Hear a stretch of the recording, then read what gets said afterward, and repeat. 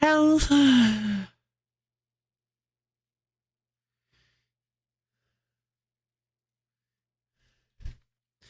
Hello and welcome, my beautiful phantom audience, to yet another rather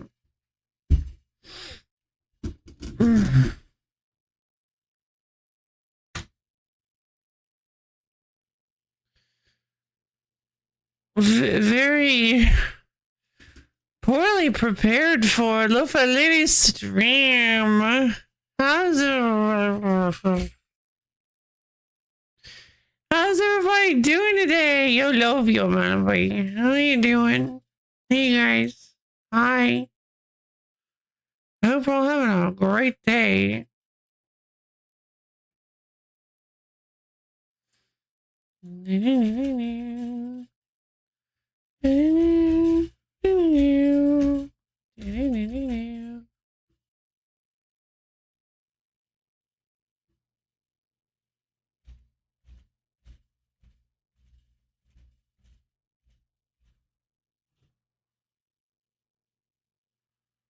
Yeah, don't worry. It's not gonna work.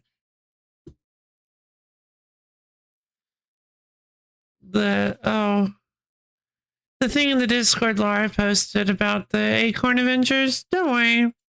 As long as they advertise on YouTube, they gain 100% complete immunity from any and all copyrights. So,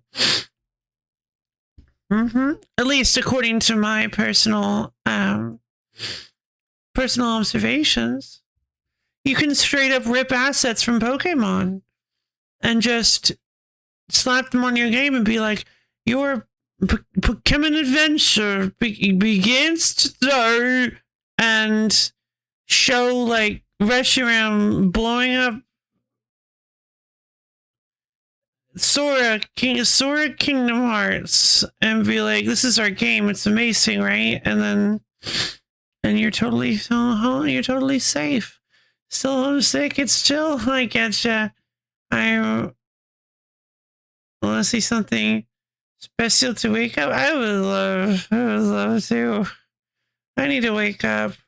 But first, I'd like to address the elephant in the room that some of you may not have even noticed. Yeah, I am a half hour late.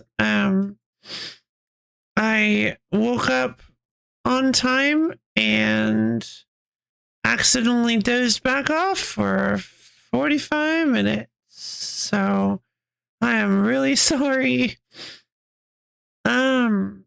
Russian would do that. Nintendo has no legal crowd. I guess that's fair. True.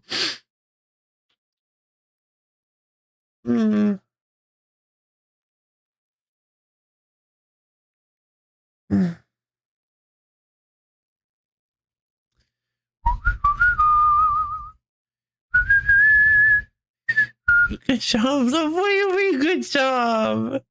There was no good there. It's fine. Just need that sleep. I mean, I do. But I have bad news. Because I was already... What a mess.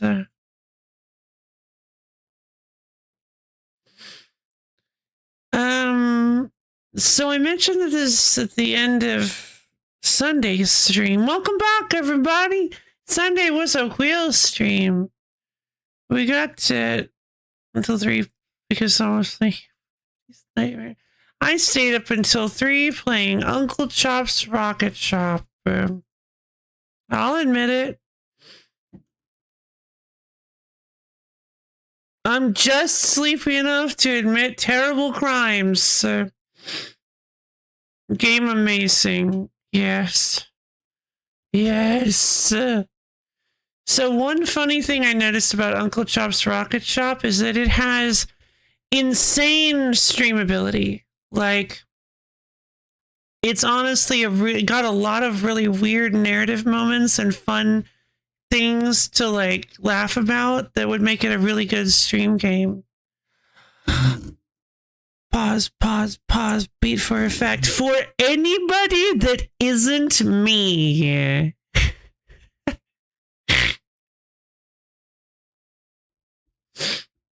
Ugh. There is so much foul language. There are poop jokes. Should have said toilet jokes. Should have said toilet jokes, but you get the idea. Toilet jokes. Yeah, it's a bit much. But I never got to that many. Well, it's really just the one. Now, spoopy, yeah, exactly. I knew it. Toilet joke, toilet joke. I knew. I was like, if Borp's still listening, I know exactly what's gonna happen next.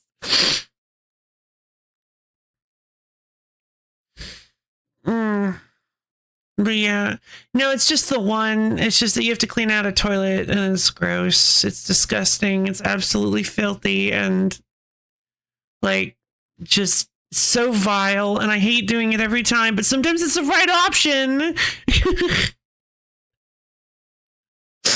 Ugh, makes me sick. But yeah, most of the repair jobs are really great. Do do do do do. What? Misha, what? Is this SFM? Oh, this is so cool. Joyous days, Boomer. Oh, it's MMD. Gotcha. Yeah. Manga movie dayo. Joyous days, Boomer. The game does indeed have... Oh, yes. Sorry about that. Yes, it does indeed have grimy pipes. And it's never just that somebody forgot to install the pump. It's always that they forgot to install the pump and the pipes are grimy. Every single time. And like, if I was, I don't know, if I was cleaning out like dirt with the hose, it would be way more palatable. Because like cleaning out with the hose is a fun mini game, but too sleepy. Ugh. What big news?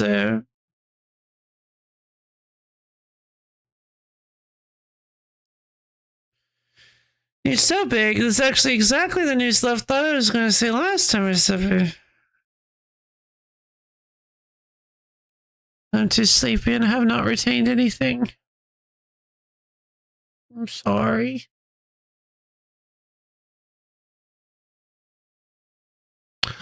Yeah! Oh my god, I'm so happy for you! Good job! Oh, it's so wonderful! Good job! Whee! Confetter! Whee! It was victorious! Yay! I'm so proud of you. What was your boss setup? Do you remember? Of course you remember. It was your first run.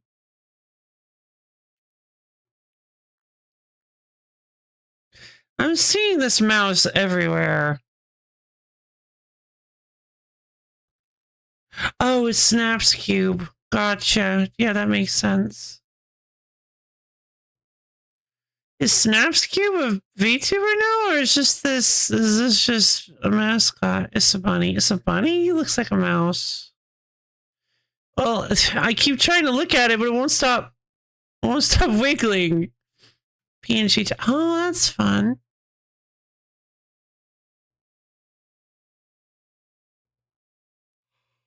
Oh, right.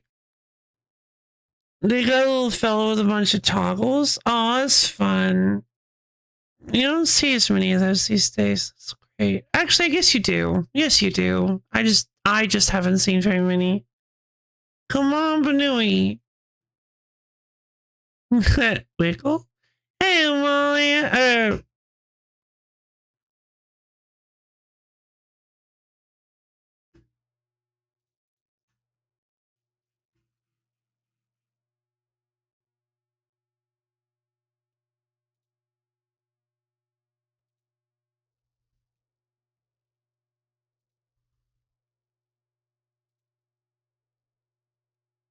It's not loading.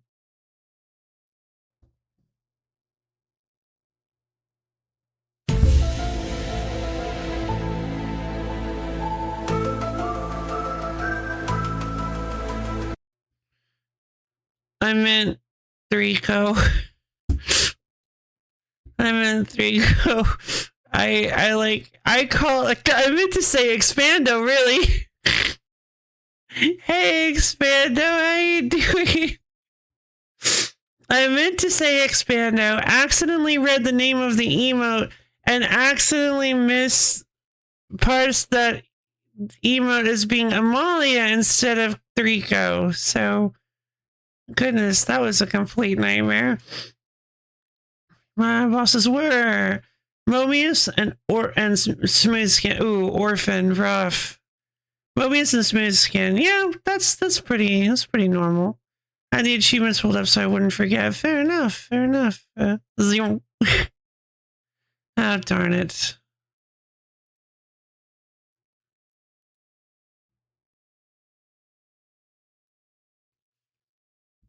Oh, darn it.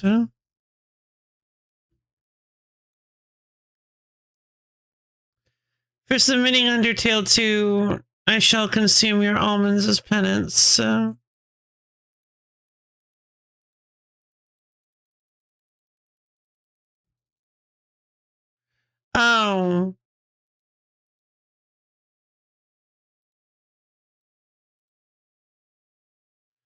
I had a really nice build with the clowning sheep. I'm on the red guy that does red. Anton? No, Burnout. Yeah, because it was your first run. You would have Burnout. I think you're forced to have Burnout for your first run. Boyle? There are a lot of red guys in that game.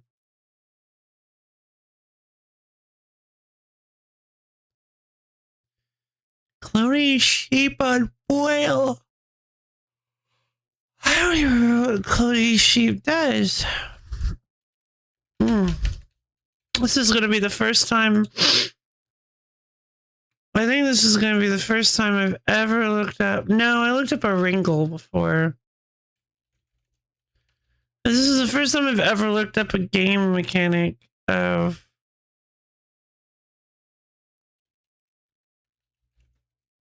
Oh, lump of lamb. Yeah. Okay, but what does it do? It won't tell me. Is that the one where when you die with it, it creates a cop or I mean achievement of Boyle is 93.9%. I guess Boyle she makes a level 1 copy. Oh yeah, not when you die. Yeah, but when you start the fight, right? That's a pretty good lump of lamb target, yeah. Yeah, when combat starts. Yeah, I remember it now.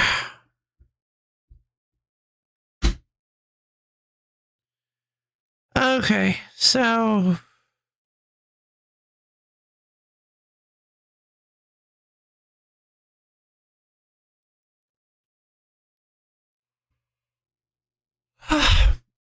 so I may have made a bit of a mistake this morning. And I'd like to fess up to it.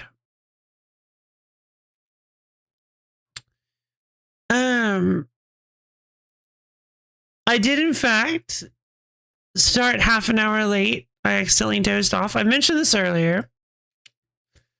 I just wanted to bring it up again because of the fact that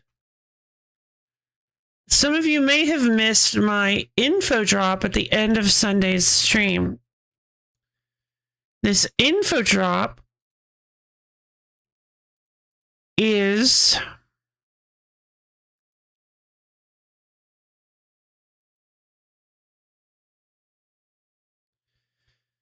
apparently a bit too much for me right now. Hold on.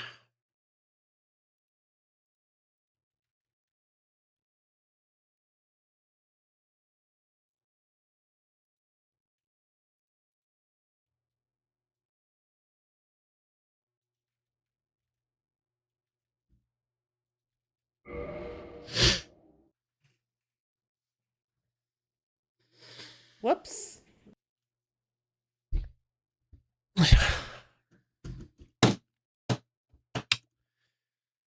So I'm planning there we go. to... I thought my second monitor would never... Oh, no! God, I'm so sorry. Anyways, internet's back. Yay!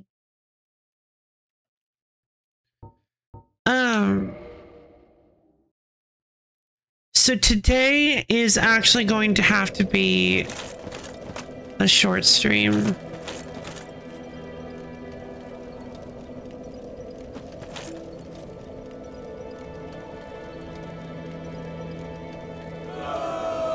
Yes, I know. I was planning on doing a 4-hour stream today because I had something I wanted to go take care of. Oh, thank you, Melody. I've got something that I want to go and be a part of.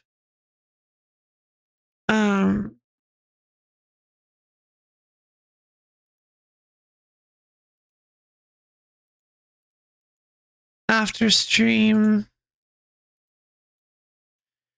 But it happens before stream normally ends.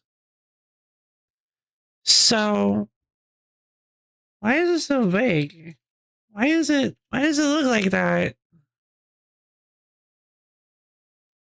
Has it looked like that before? Huh.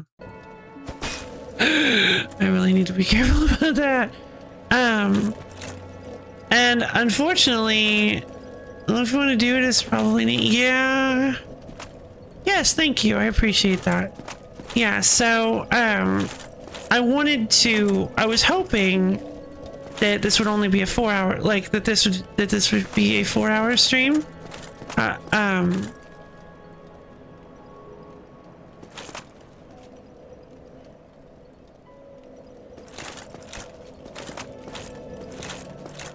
Oh, I'm starting to regret like all of my life choices. I'm liking that I get to play Dark Souls, but it would have been nice if I could have...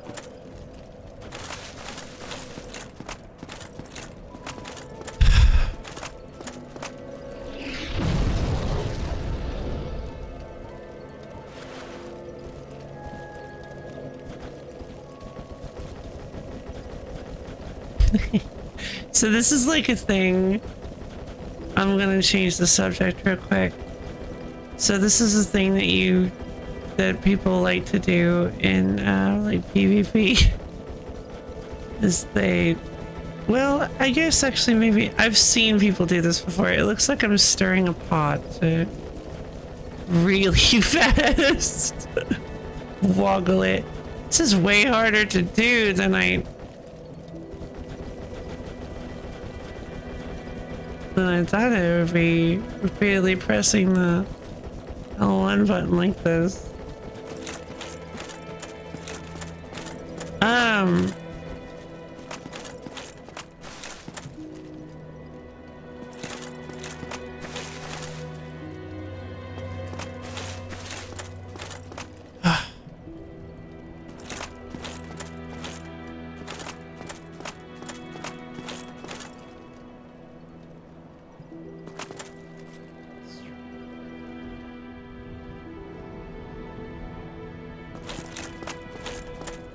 So yeah, I am.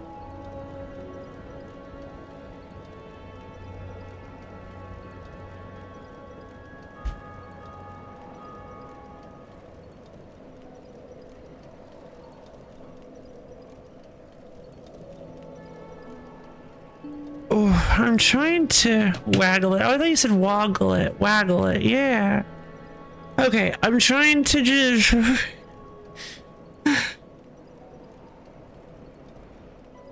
Okay. That's cool. So we've got 3 hours. So we've got 3 hours of gameplay.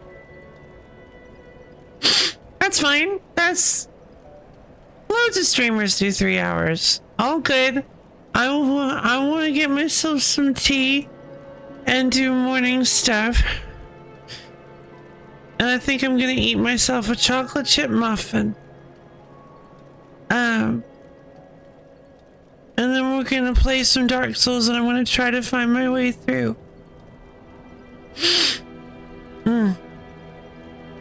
One size loaf, yeah. Thank you.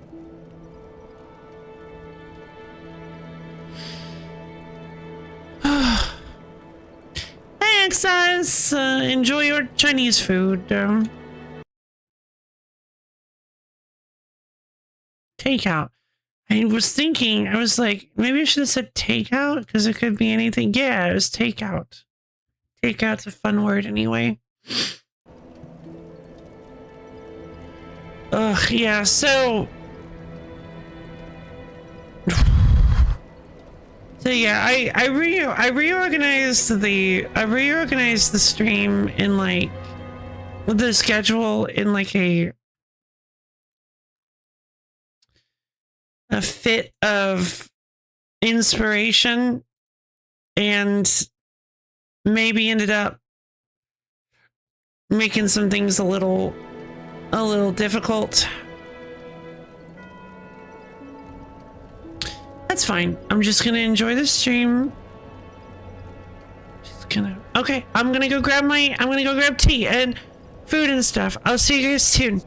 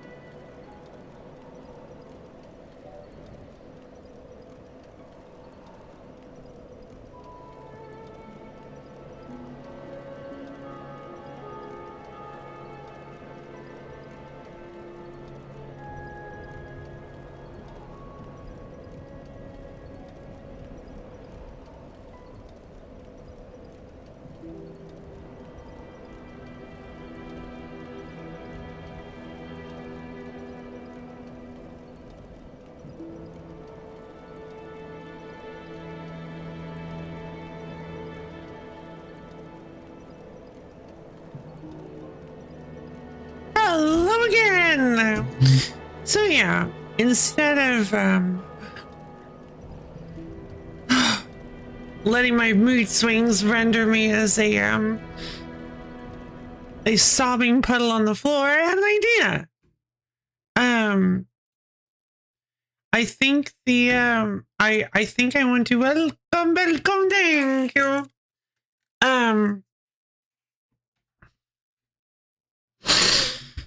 I would like to play Monster Tales someday. But the idea of only getting 3 hours of Dark Souls this week is really messing me up. So I think I'm going to play Dark Souls tomorrow as well.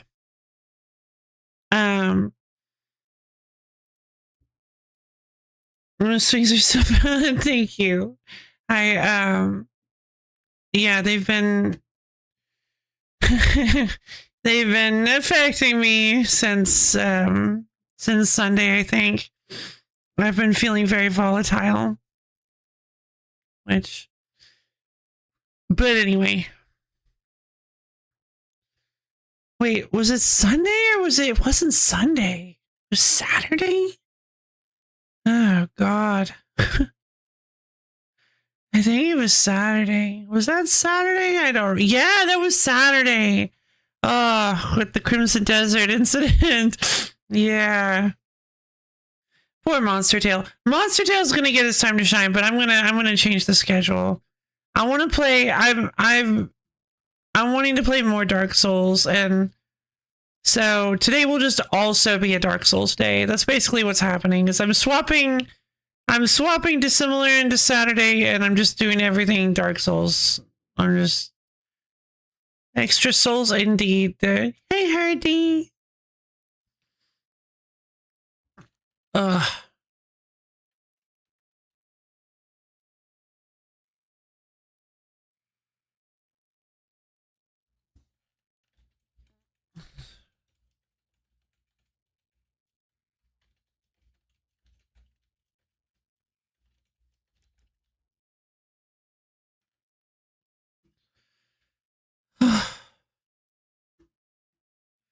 We will slurp the dark soup. Yay, I'm glad. Okay, that makes me feel a lot better. Yeah. So you guys have helped me. I don't know, maybe this sounds silly, but yeah, I multiple times now you guys have helped me learn that instead of just sort of dramatically moping over things that I feel like I can't control, finding ways that I can change them to make me feel a little bit better. I don't know, it's just this it's just this feeling. It's nice. So I thought the thought popped in my brain, man, what if I just played Dark Souls tomorrow as well instead of Monster Tale? And instantly I was like, I feel quite a bit better. So yeah, there we go. That was the answer. Dark Souls on Thursday. The secret recipe for happiness. Okay. I don't know. I just mean, yeah, fair enough.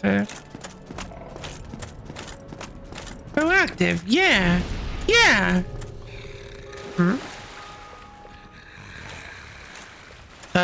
Why am I walking?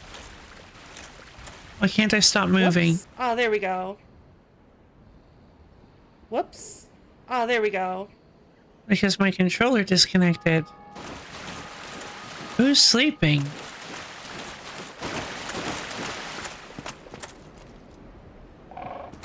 What?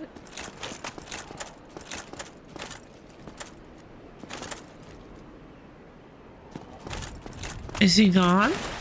Where was he?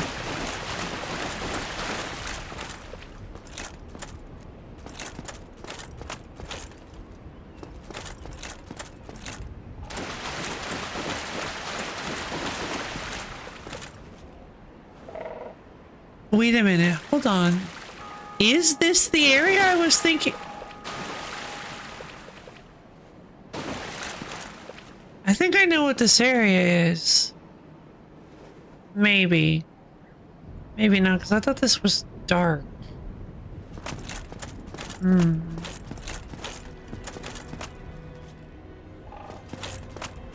Oh, where do I find sleeping friend?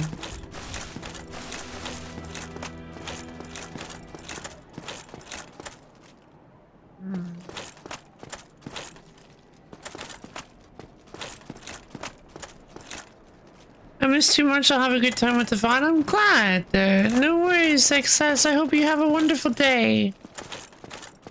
Or are you leaving? I think I misunderstood that statement. What a wild architecture choice. Can I have a quick recap of those? Oh, man. You mean Soup? You mean Soup's adventure? Her name is Soup. Dark Soup. I don't know how active I shall be in chat. No worries. Alright, so...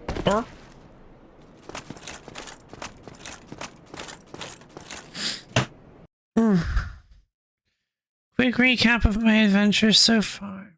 Alright, so... Let's see, just to catch up on things you missed.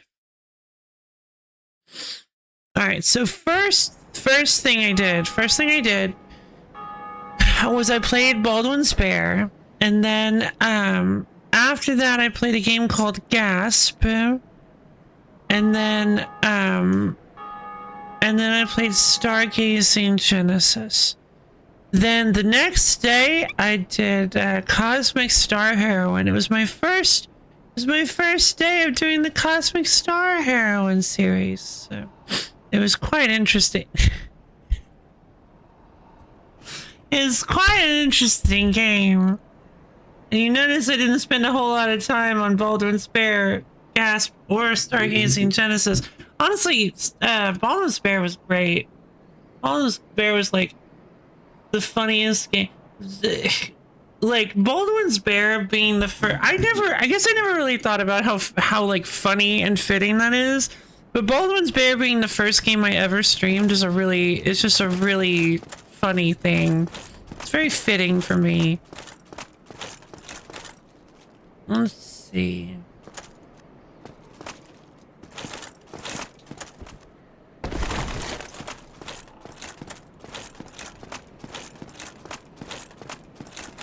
Baldwin's Bear was so good. Yeah, it was. I had to go back and finish it. I'm a little sad that the developer didn't comment on that stream. I guess because I didn't have Baldwin's Bear in the I forgot how big you are. I guess because I didn't have Baldwin's Bear in the title. Seriously, where is the sleeping guy? No!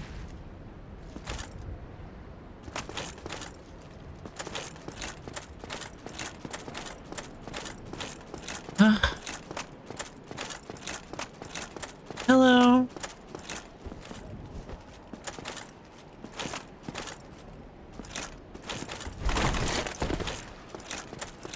Crow! Big crow. I'm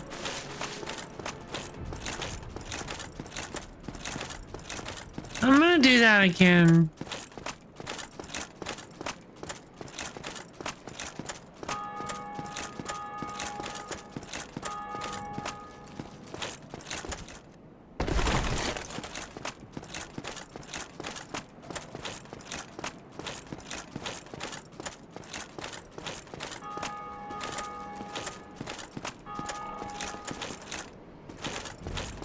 No! Oh god, am I gonna die?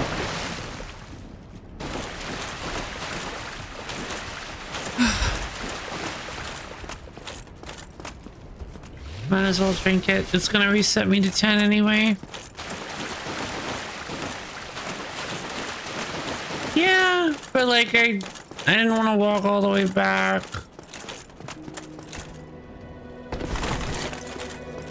Speaking of walking, we're going to be doing a lot of walking because Dark Souls 1, from what I can tell, does not have the ability to teleport between bonfires. That's probably a later game, a later series addition. I thought I remembered there being a way to do it, but I might be wrong. And I haven't found it yet, so I'm just gonna assume that it doesn't exist. The best way to interact with anything.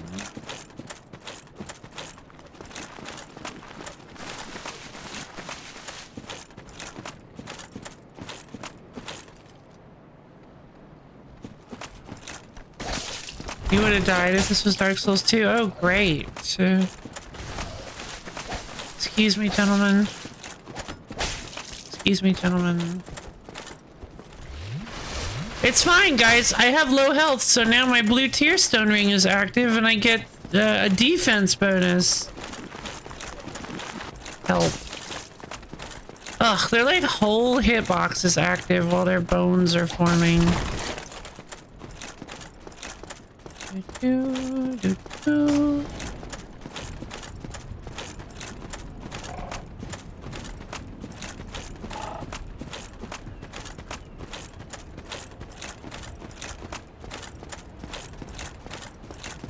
It's funnier if I don't run.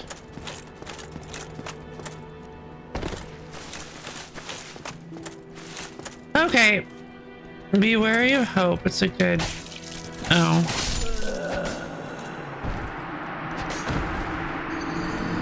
I bet you I just lost a ton of souls. But I don't know. So the ignorance shall protect me.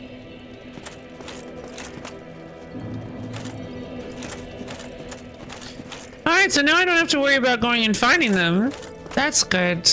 I didn't have a map anyway, and I didn't want to look up the past streams, so we're just starting fresh. Pat's the ground where Plute used to stand. Oh, I guess really the only thing you need to know about Loaf's adventure so far is that, I met the best NPC in the game, Plute. But they had to leave. They had to leave. They couldn't stay around. They're on their own adventure now. And for those of you who aren't insane, and for those of you who are wondering who Plute is, I had a piece of loot that, I couldn't pick up. So I basically spent a whole 10 minutes, I think, ferrying it, going click, click, click, click, click, click, click, click, click, click, click, pet loot. And like shepherding it over to specifically this spot so that I could have it as a friend. They are the strongest adventurer, Plute. They're set up like an NPC. But then when I rested, either when not when I rested, but when I died, Plute went off on their own adventure, which is sad, but they will always be remembered. I will always remember Plute. Okay, so now I have to go somewhere. Oh yeah, I know where I probably have to go, even though I don't want to.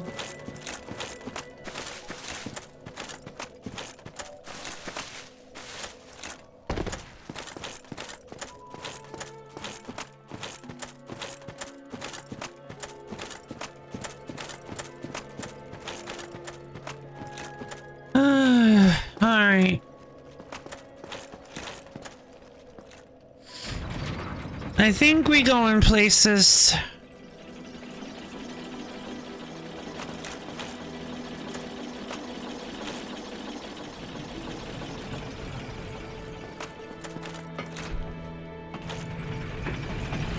I believe I am forced to go to Blight now.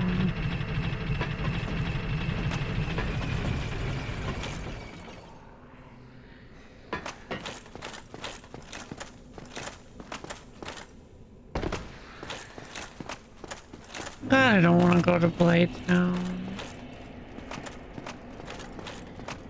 I'd rather go anywhere other than Blight Town.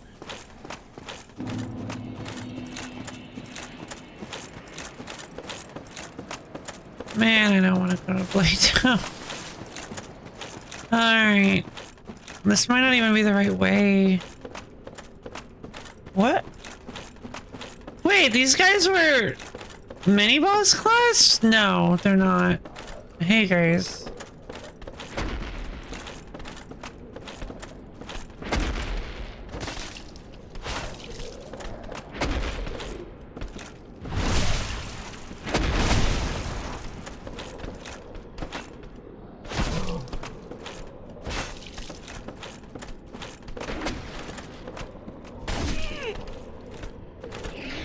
Whoop, that doesn't affect them.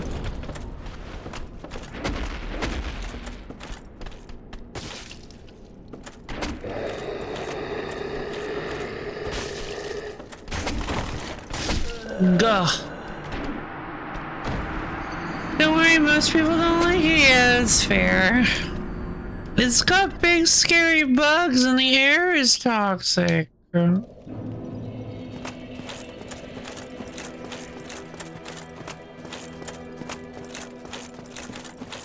want to see you again.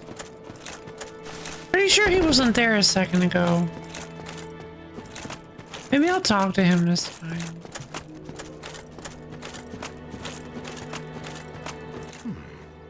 What business do you have? If you have none, then stay silent.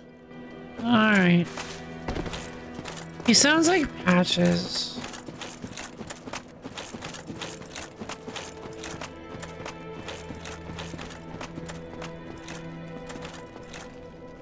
I still don't have any souls.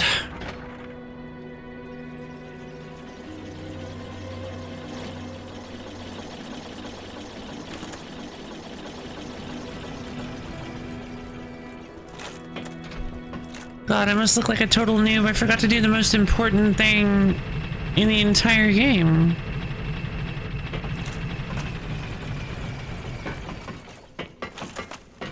Parting trigger.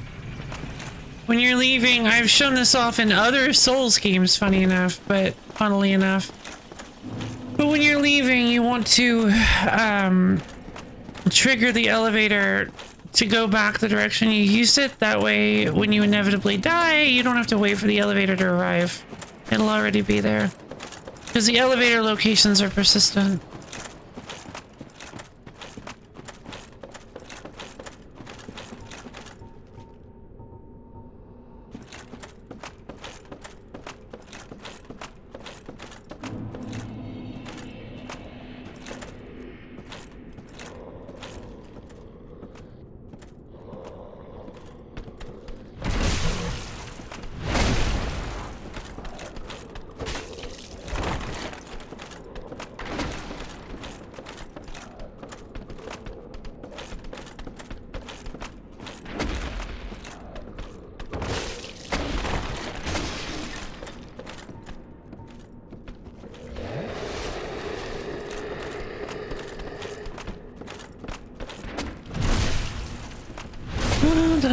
It's the carousel of death.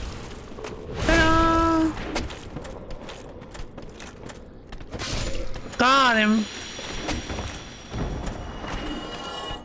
What's this? Free dung pie.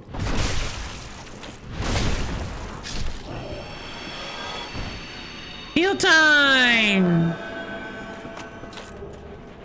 Another free dung pie. Alright.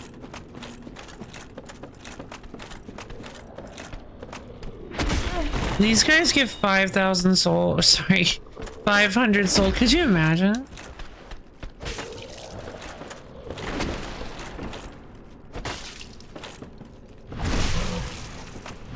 It's like it's ugh, disgusting. My favorite dish is soup. Or at least Soups is. That's why she's named after Soup.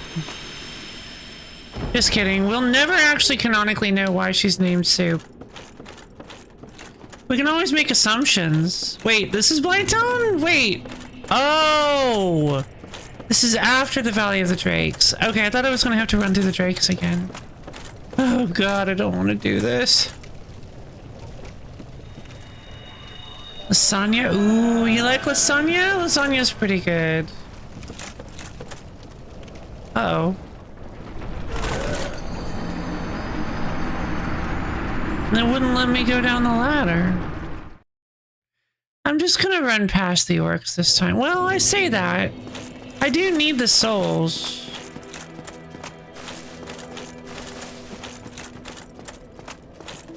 For various human purposes. God, I really shouldn't do that. That's really scary.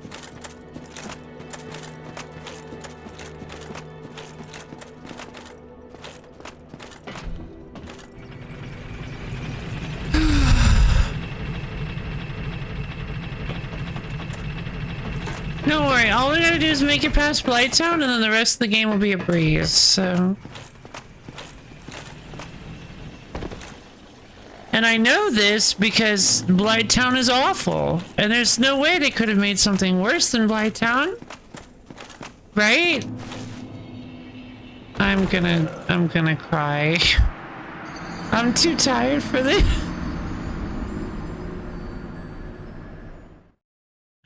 I'm too tired for this. Okay. Hello, goat. How you doing? Oh, wow. Today was a decision, huh? Okay. How you doing, goat? I hope you're having a great day. Wow, I feel,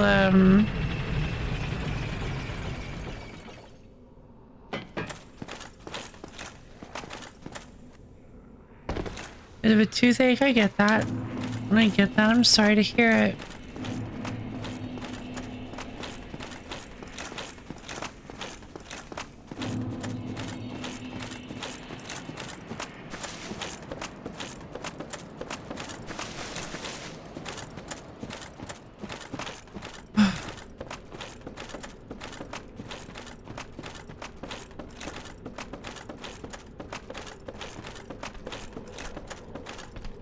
Come here, you big lug.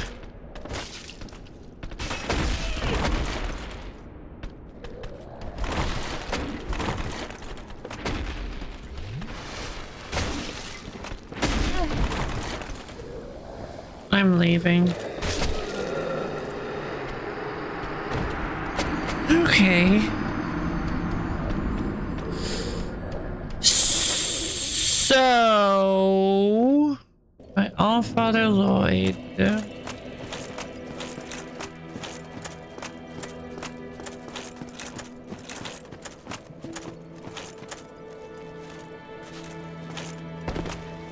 Yeah, maybe.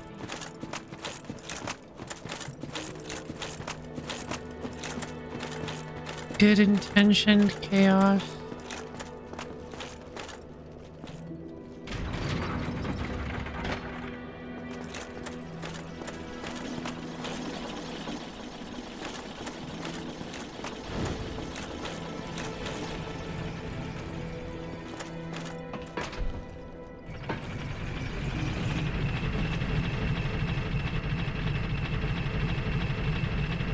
Whatever.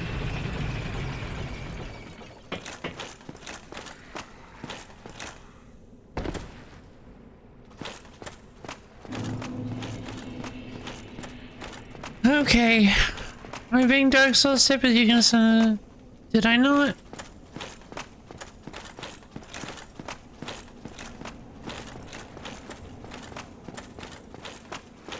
I just gave that tip. Ugh.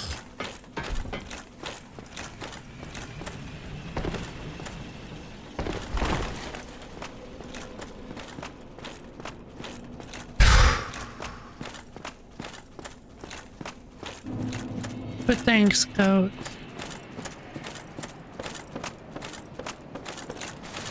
I'm playing Dungeon Gals? Great. Good to hear it. I hope you enjoy it.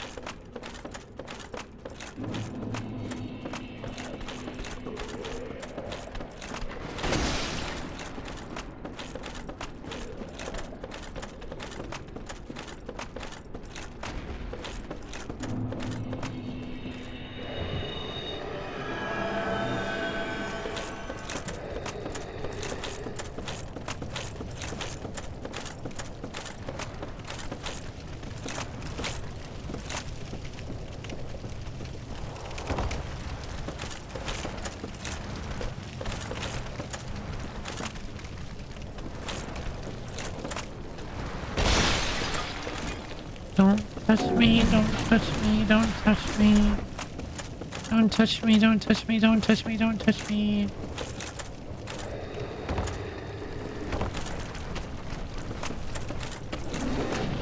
Jumping? I don't know.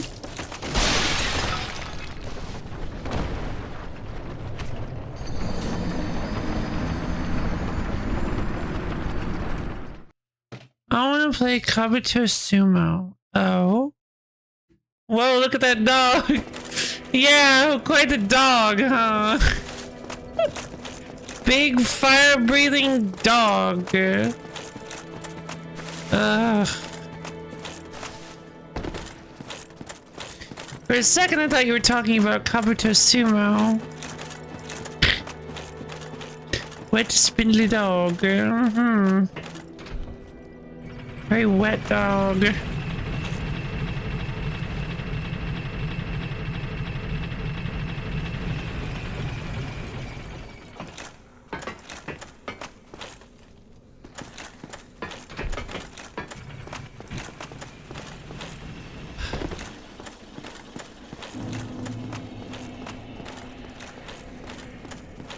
So yeah, for those of you who've been watching my various Souls games series, mine actually have just been AI limit.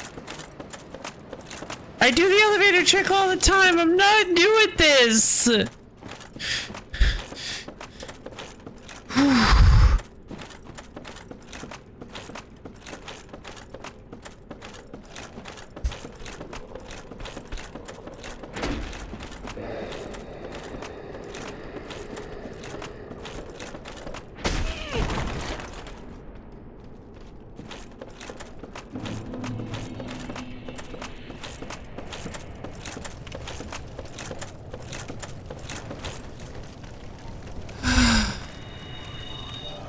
Breathe.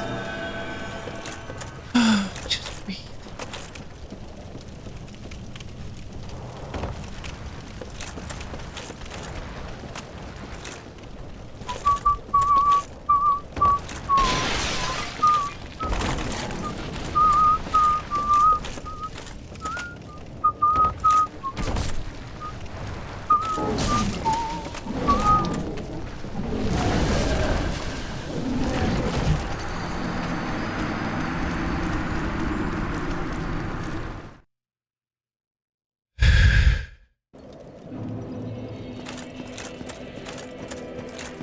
He crashed on top of me. Yeah, it did.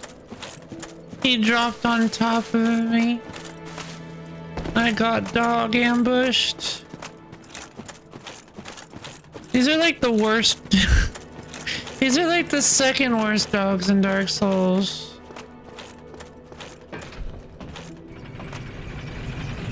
Rough.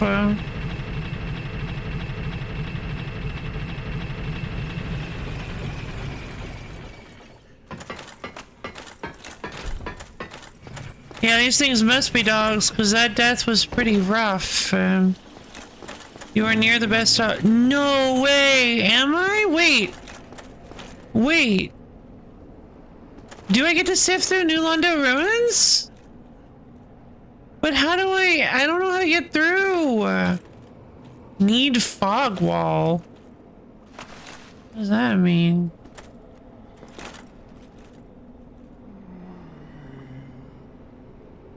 Sif, psh, okay. I thought Sif was in the DLC. Anyway, I don't know. Doesn't matter. Don't tell me. Don't tell me. The best dog in Dark Souls. Okay. Ceaseless discharge.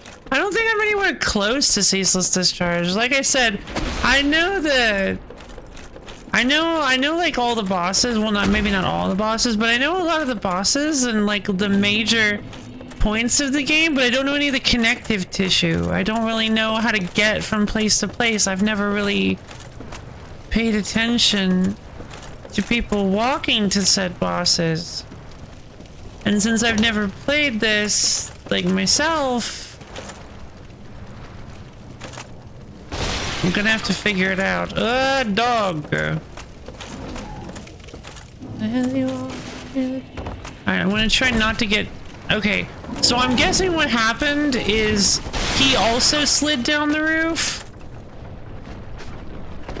Oh my god, I cannot believe I survived that. And so did he! Help! Help!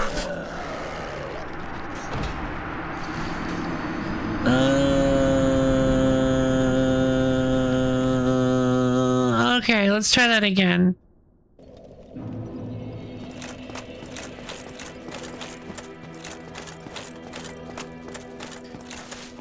Okay.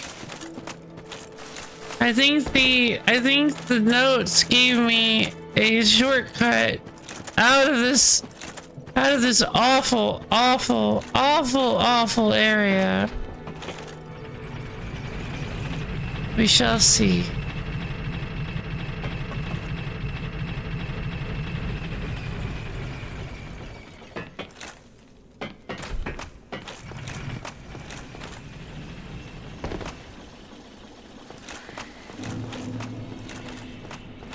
Next up, Sen's Fortress! Yeah!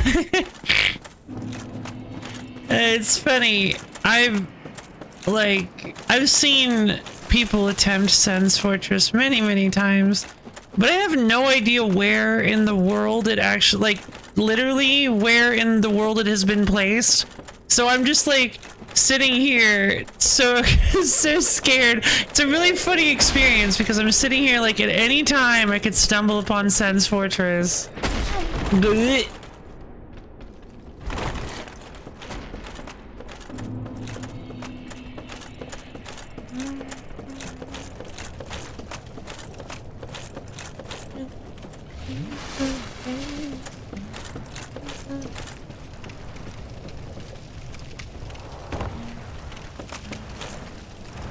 Wait, why don't I do this?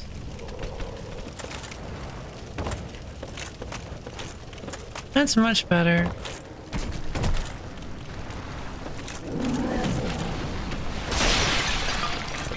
No! Wow, I can't believe that worked. And he missed me! And he missed me! They missed me! They missed me! They missed me! Oh my god, they missed me! Ah, what was that? No, come on!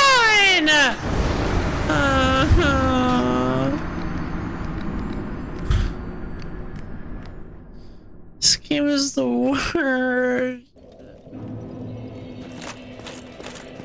No, I love this game. I just hate this area. Who made this? Can we fire them out of a cannon?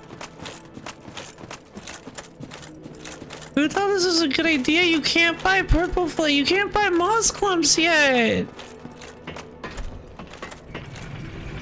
You have to grind. If you want moss clumps, you have to grind them off of the plant man. But you can't teleport yet. So you have to walk back and forth from forest area. You have to go and walk back to the forest area and then walk back here. Oh, I don't. Ooh.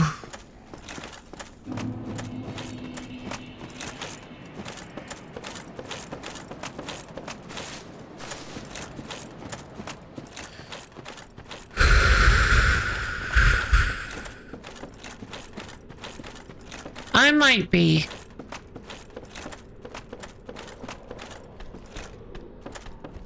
Come on!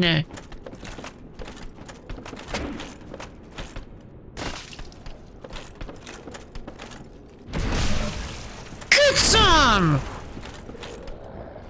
Catch his hands, you big ogre!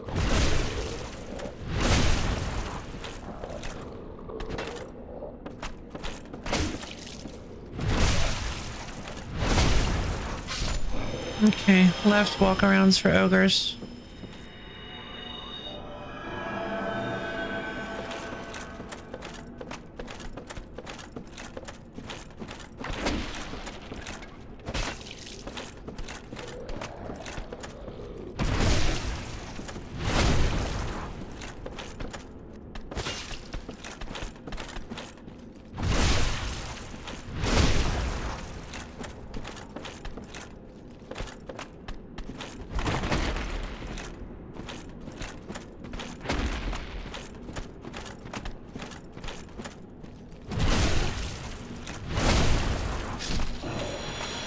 backstabs are just like the only thing you can use in this game.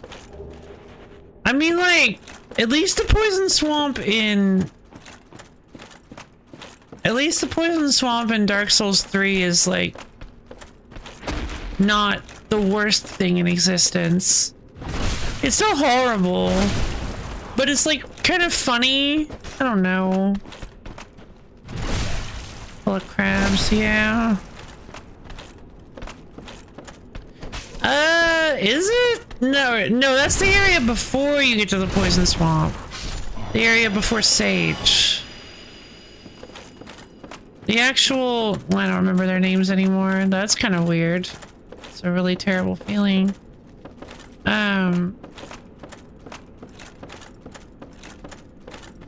You dashing through. Yeah. Wait, what? Oh, I am going backwards. Try stabbing in the back, yeah. I remember the poison swamp from 3? Yeah, maybe. It's the one where you fight Watchers. You fight Abyss Watchers at the end. You have to light the 3... You have to go around lighting the 3 flames. That part threw me off so bad. I got so stuck because of that.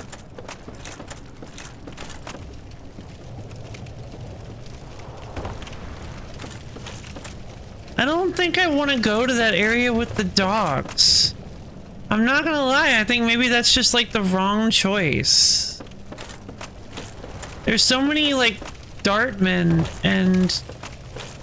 and dogs.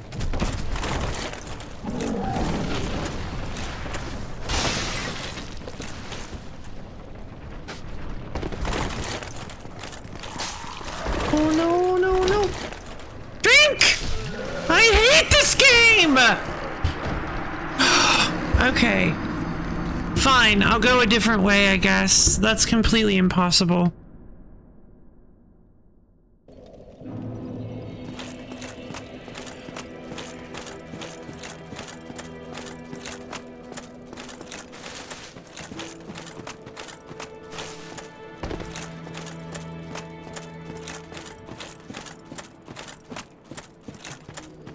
If I make myself lighter...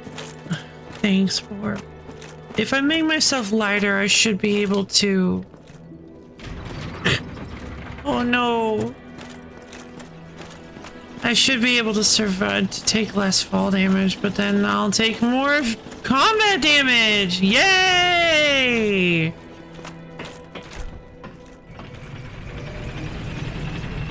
And what I was really liking about this game is that you didn't have to do run-throughs.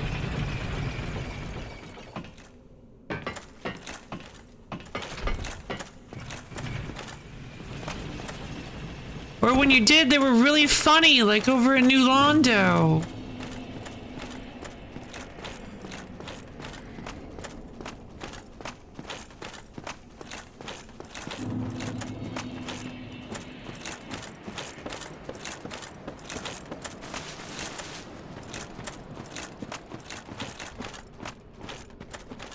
Game's kind of starting to upset me. Maybe we're not gonna play this tomorrow, just out of spite.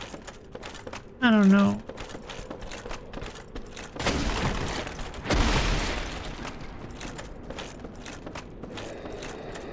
I'm just tired and I don't want to suffer anymore.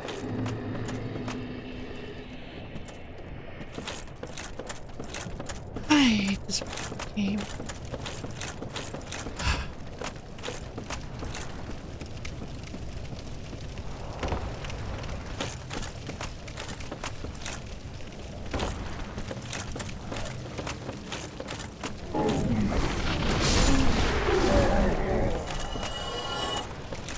Souls? It drops 100 souls.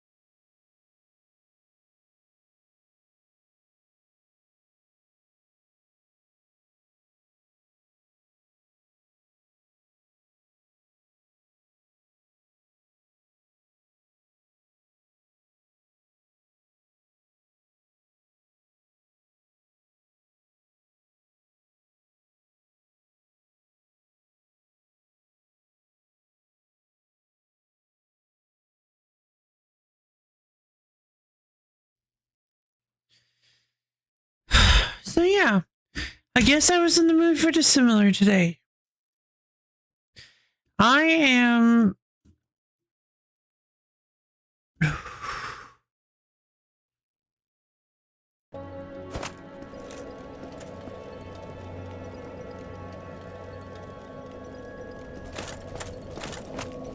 don't even know what to do at this point.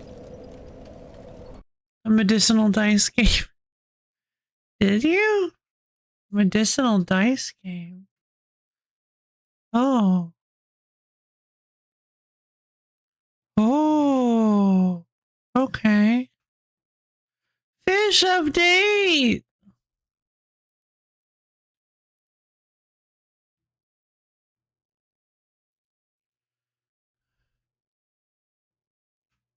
This is like actually sending me into a panic attack. I need to stop playing this game.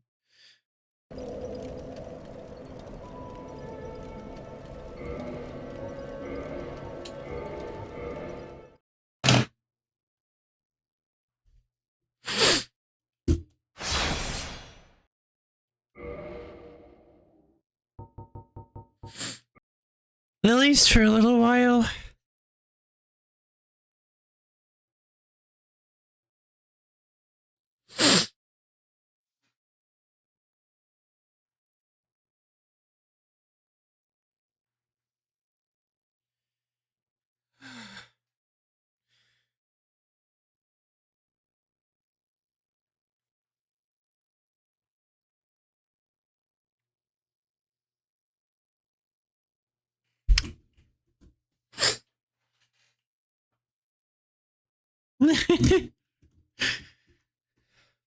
It's just that I wanted to...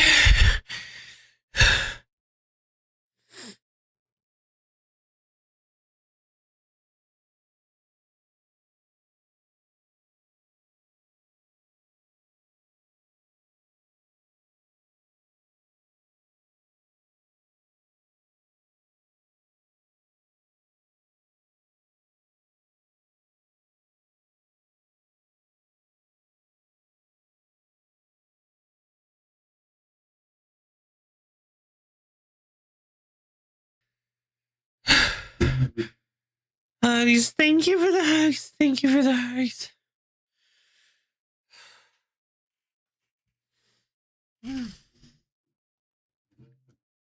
I wanted to do something. I wanted to try to do something. By moving dissimilar to Saturday, I thought that would be a good idea. Oh God.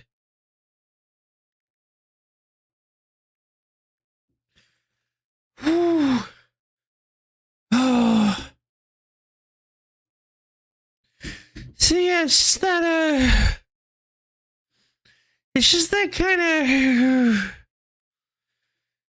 kind of few days where just a bit weepy, I guess. Oh.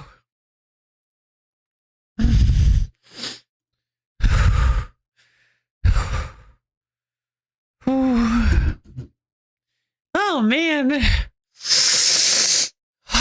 Did something happen? Nope. Nope, not at all. Probably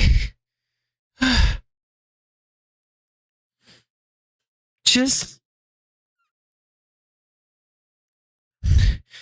guess the consequence of being me.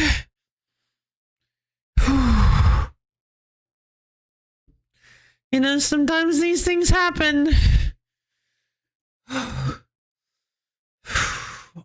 Ooh.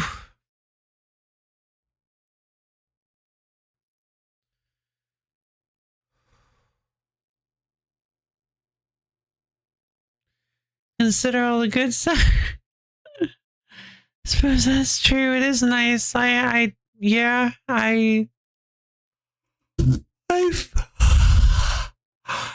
fully agree. Jealous? Oh, thanks. But it is a little bit intense. Oh my God. I should try a relaxing game like cookies and cream. Oh, grief. Yeah, let's play another legendary FromSoft game. I've actually played Cookies and Cream.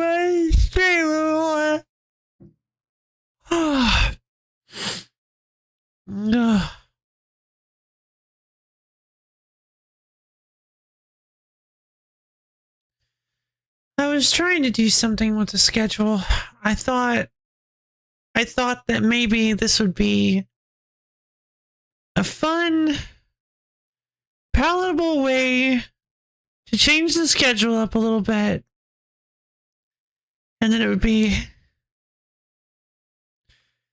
good, and then it just didn't end up mattering. It was just a complete metal moment. I thought I was doing something. I thought I was doing something clever, and I just feel like I ruined everything. I feel like I just ruined the whole schedule, and I'm just, it's hitting me a little hard. Okay, I wanted to.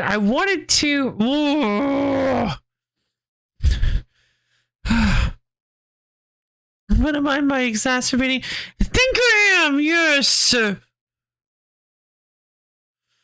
No. I mean, I was feeling better last stream. I was having fun, but I was getting lost. I was getting a little frustrated because I felt like I was going in the right direction, and then it kind of just sent me in circles. And like, it was like, hey, you're gonna have to go through Blighttown. It just felt like all roads led to Blighttown. And God, I don't want to go through Blighttown. And in H Palmer guy's video, I know I reference him literally all the time, but like, it just weirdly comes up for some reason. Mentioned that I probably have to go through Blighttown like 4 times. And I don't want to go through Blighttown 4 times. I hate this area. I hate this area so much. Like, it's not even remotely fun. It feels like it was an exercise in creating the worst human experience that is possible to imagine. Like, what do you even do with this? You have like 400,000 dartsmans? Oh, yep. Okay, breathe.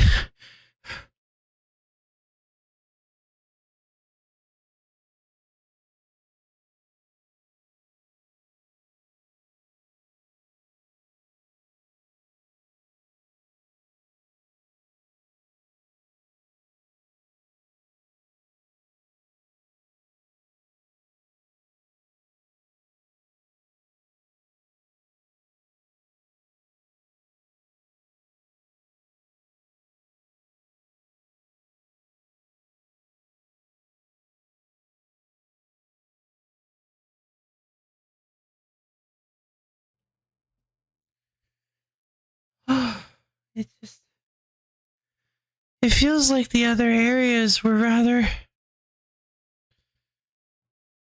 manageable. Fairly manageable. The big stone soldiers and the plant men in the run up to Moonlight in the room right before Moonlight Butterfly felt a little intense.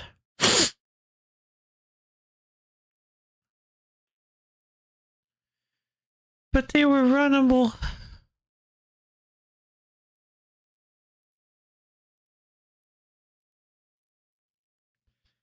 At the very least. Yeah, I think I'm gonna have to put Dark Souls on indefinite hiatus. Let's play Dice Have No Eyes.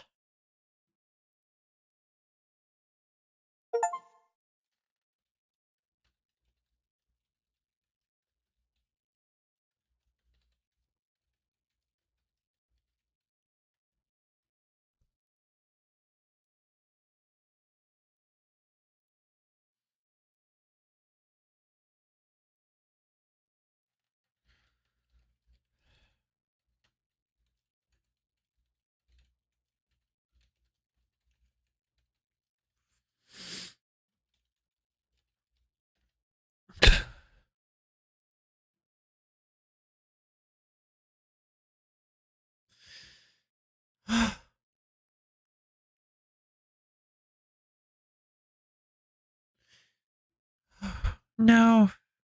Hey.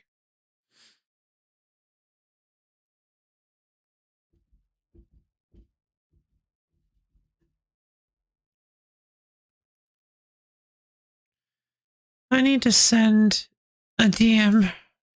Actually, I have an idea.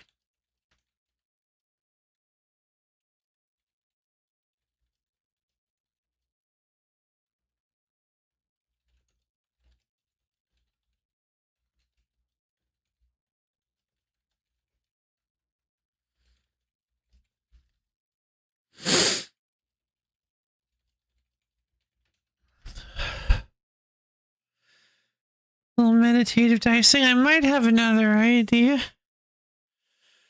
Oh, I feel like... I kind of feel like I've been getting punched in the face repeatedly.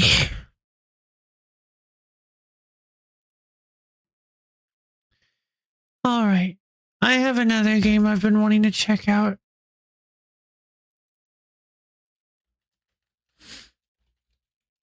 We might move on from it. I don't know. I don't know if it's a good idea. Ugh. That sounds terrible. What sounds terrible?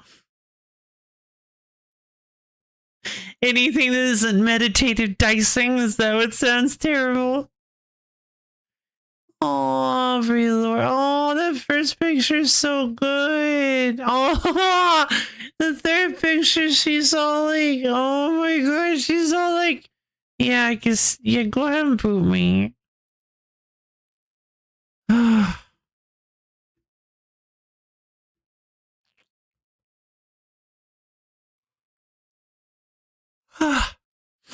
Holy God.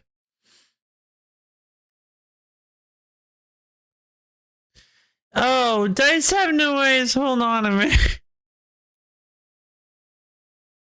Oh, the getting which is the I see, yeah. She usually likes tolerates me petting the bridge of her. Oh, that's cute.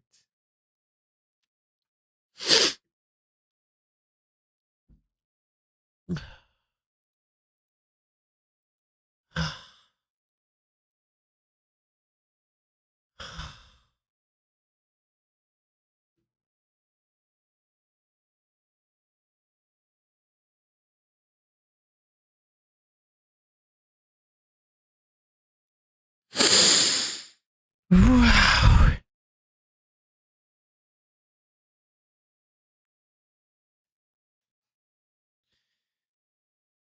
That was quite the gauntlet.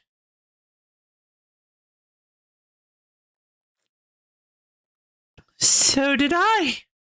Hello, Rob. Hello, RBW. I'm feeling a bit out of sorts. I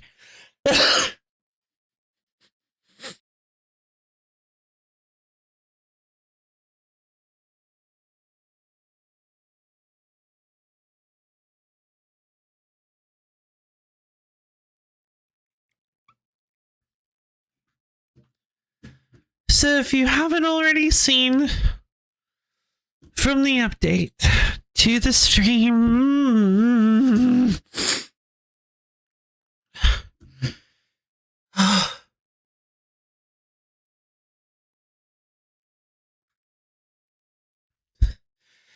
I would like to take a look at a game that Goat has been hyping up pretty hard called Chrono Ark. I believe it is a roguelite or roguelike. It's a roguish. It's a roguish with a lot of different customization options. Excuse me. I just realized it kind of reminds me. I think it might actually be similar to a game that I kind of just completely forgot I bought. Defenders. No, I don't even remember the name of it. Oh man. I don't think I'm ever going to find it. Hold on.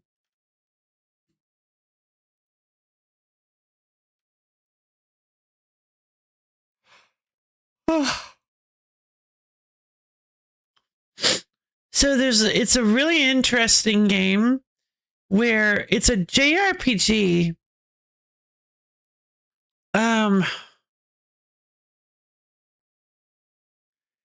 It's a JRPG where you play as a team of basically superheroes.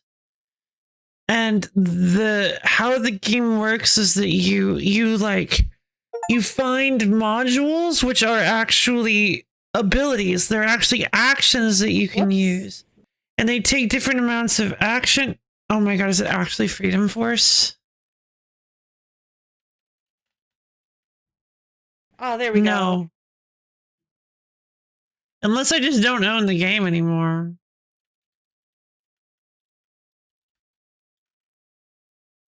No, it's not this one. It's very cartoony. Basically, you're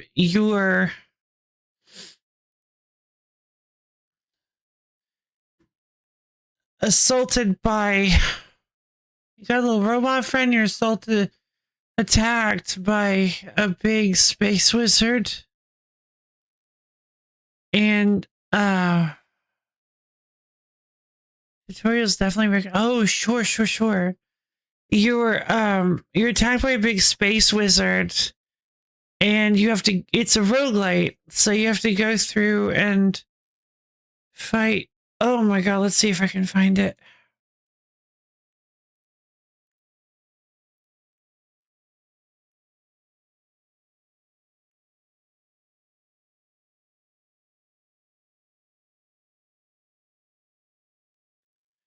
The game is downloaded.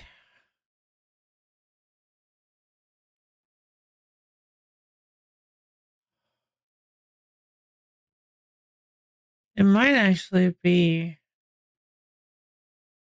God, I wish I could remember.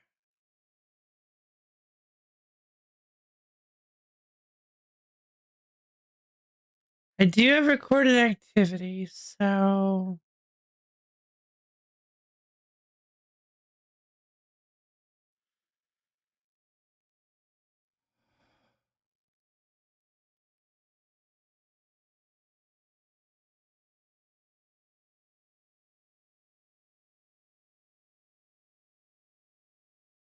Let's see, not into the breach.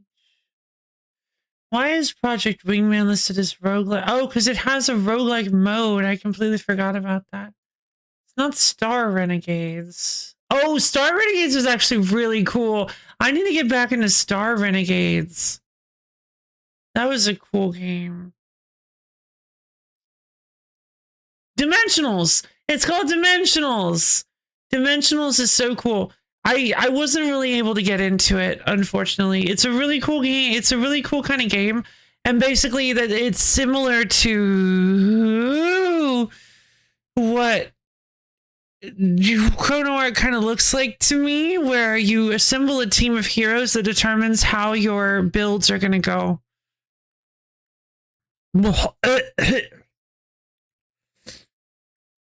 Sorry, I had a bad burp.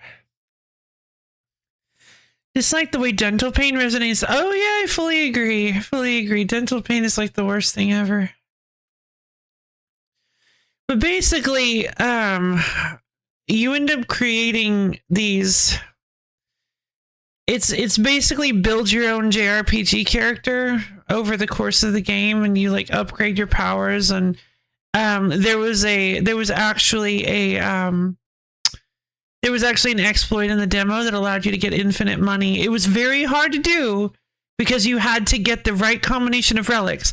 But if you found 2 specific relics, I believe basically what it did was, okay, yeah, that's right. So, I think it was infinite money. It was basically infinite. You could buy infinite upgrades. Because how I believe it worked was it increased the sell value of things by like 50%. And what they didn't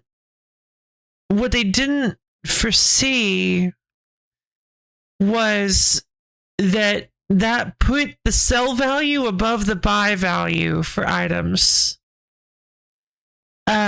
So you could buy things and immediately sell them. But the problem with that is that, like, wait, hold on. There's a problem because the shop has limited stock. So you buy all the items, you sell all the items, and you get money. It's like, okay, so you're making money, but you can refresh the shop by spending coins. The problem is the shop refresh button costs more coins every time you use it. So it's like, okay, so eventually you'll run out of coins. Eventually you'll stop making a profit, except there's also an artifact that makes it so that the shop refresh button never goes up. So if you get both of those items, you can sell items, you can buy all the items from the shop, sell them all back to the shop, refresh the shop, and do that ad infinitum and get literally infinite money, and then just keep refreshing and buying all the stuff you want to buy, baby. They definitely patched that. There's no way they didn't patch that. I refuse to believe it. But they're both, I believe they're both like rainbow tier relics. So finding them is really difficult. But if you do get both of them, you have acquired infinite money. So I managed to do it during a run, and it was pretty funny. All right, time to launch Chrono Ark.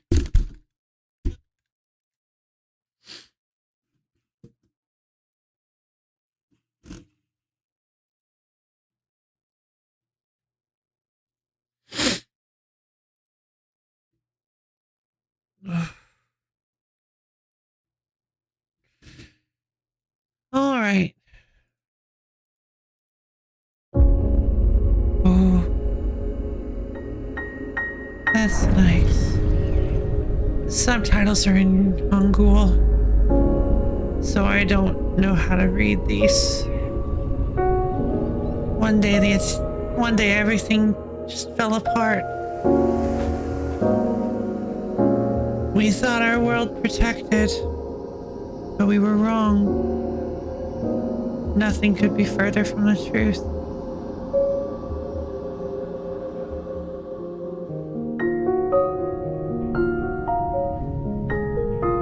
It started from the inside. A seed growing under everybody's nose.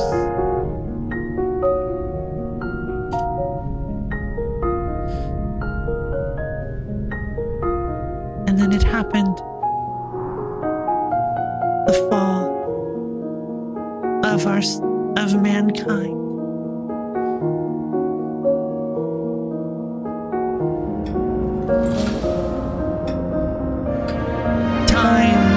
Time is the key word. They begin to unravel.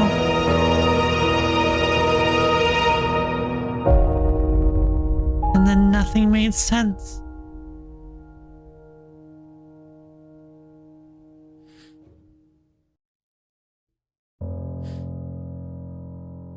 Chrono Ark! Uh-oh. I got a language. English. There's another party-based roguelike I like. Yeah, it's called Rogue Lords, where you play various monsters in service of the devil. Ooh, the devil! With cool systems where you can spend HP to tweak numbers and move statuses between Oh, I like that. Restart is required, yes. I would like to see the opening in English. Let's see if I was even remotely close. What is the icon, a little hedgehog? best game, it came unannounced.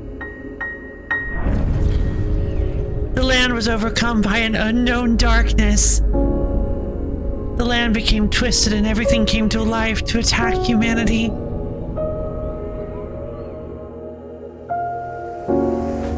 Judging that humanity would be destroyed at this rate, scientists began working on a project. To build an Ark as a safe haven for humanity.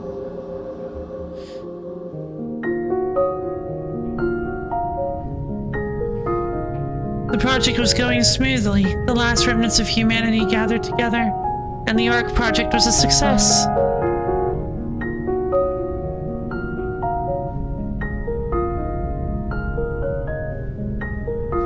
However, they did not realize that the Ark is not a safe haven full of hope, but a cage that would imprison them for eternity.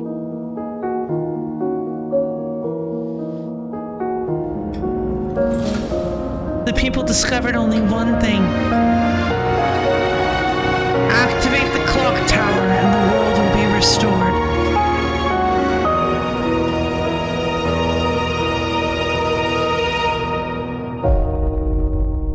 Wow. It was the final message they had left to the world. Oh yeah, don't worry. I'm going to turn it down, but I wanted the opener to be... When I started feeling it loud, I felt like the opener being super loud kind of made a good sense. Don't worry, I got this. Oh, there we go.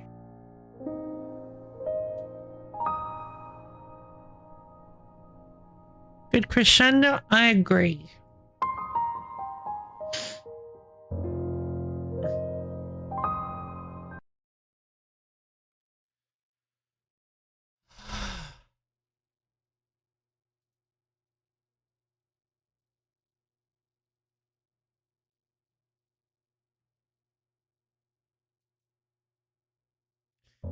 Alfine.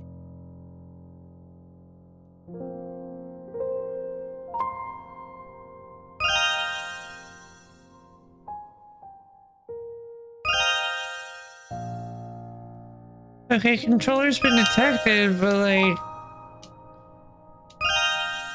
I mean, that's great and all. I liked your story better. It was more morose. Thank you. Personally, I just played this with mouse. Oh, yeah, fair enough. It seems like that's all they're gonna let me do. I'll start a new game.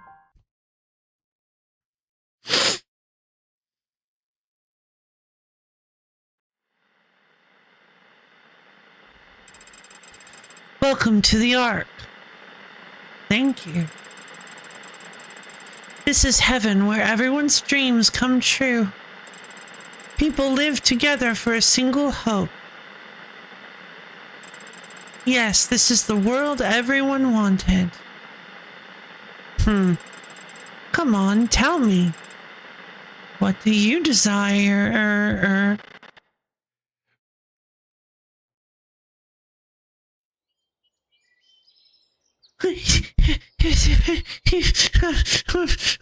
Wait. Come back.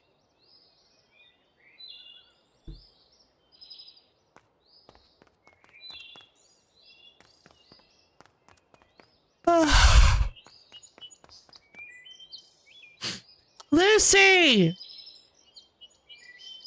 Wait, what? This way, Lucy. Wait, that's me. You're always too slow. You're always too slow, kid. She's just a child. Don't be too hard on her. We need to go just a little further. Do you think you can make it? Yes, no problem. Don't push yourself too hard. You're the treasure of the investigation team, after all. Get it? No. Get it? Oh, I see. I need to acquire it. Confirm. Interact.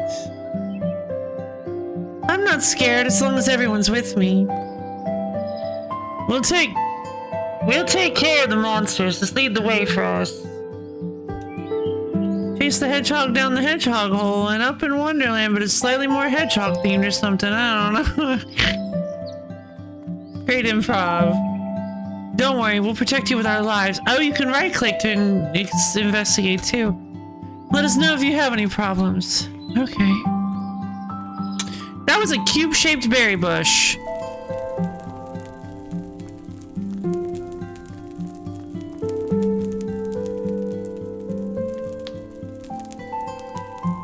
Hey kid, try eating this. It's freshly cooked. Warm up, Lucy. Wow, it's so warm. After collecting the last piece, we'll head to the clock tower. I'm wondering why Leanne's eyes are obscured. Our journey's end is not far off. All thanks to Lucy. I'll have to give you some credit. I love the limited cube they used for this game. It's so cubing. See? Cube-shaped berry bush. Jump, the most important game element? Oh, if you hold, move, and interact, you'll jump, right? Actually, you have to specifically hit the right, click the right button. Hide in the bush like you more? Yeah! God, that game was so hard for me to play. Hey kid, you're pretty helpful, you know that? No, you're just a kid until we get to the clock tower. Oh, what does that mean? Everyone, thank you so much. My favorite horror games? That's fair. I couldn't really handle them. Be careful. Don't let your guard down until this is over. We're almost there. It's time to restore the world. Time to link the flame. Oh, okay.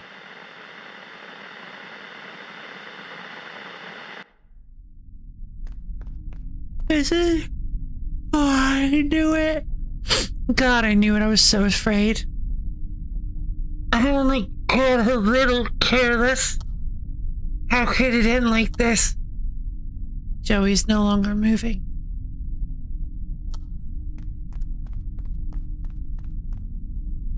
I'm afraid this is my end. Lucy, run as far as you can. Leanne is no longer moving. A little bit. If I'd done a little bit better, we could have activated the clock tower. Azar is no longer moving.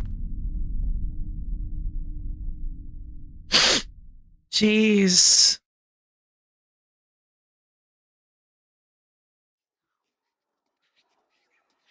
No. How did this happen? Please, everybody, wake up. I don't care what happens to the clock tower now, so please.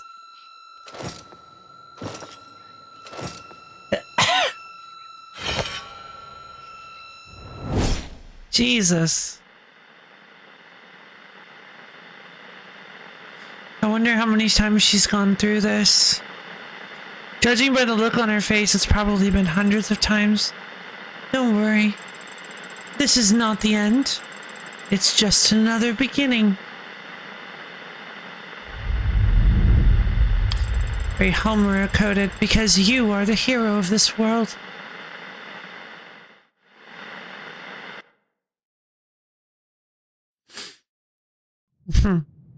Oh, God.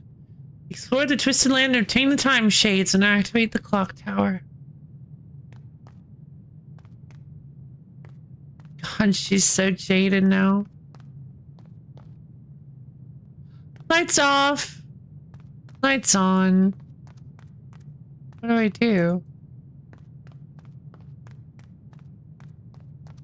I can't open the door. Never mind. Good morning. Are you ready? Let's leave now. Wait a minute.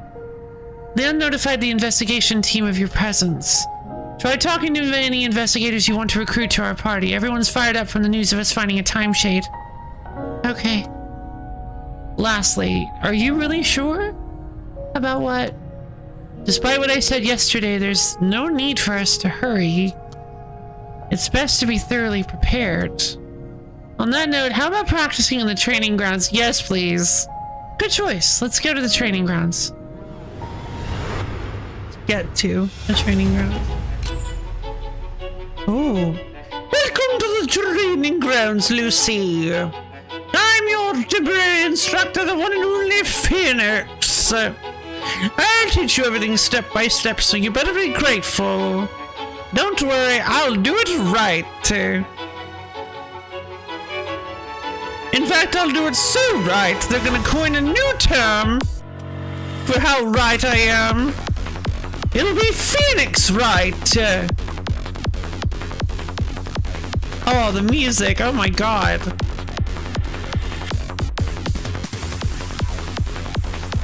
No, we can't say that.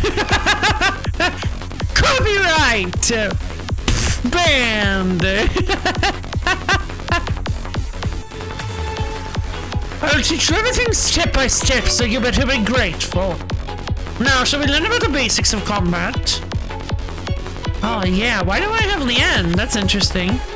Combat works by selecting a skill from your hand and then selecting a target. Every skill requires mana to use, and the mana cost of the skill is shown inside the purple gem. Alright, super basic so far. What could possibly be weird about this? It's just a deck-building roguelite. You select skills, and they cost mana. So easy. This is your maximum mana. You have 3 mana at the moment. Keep your maximum mana in mind and try attacking the enemy. Select a skill from your hand to attack it. Okay. Damage 12. Accuracy is different based on the character. Basic skill with the lowest efficiency. Let's have Jack. Darn it, I already forgot their names.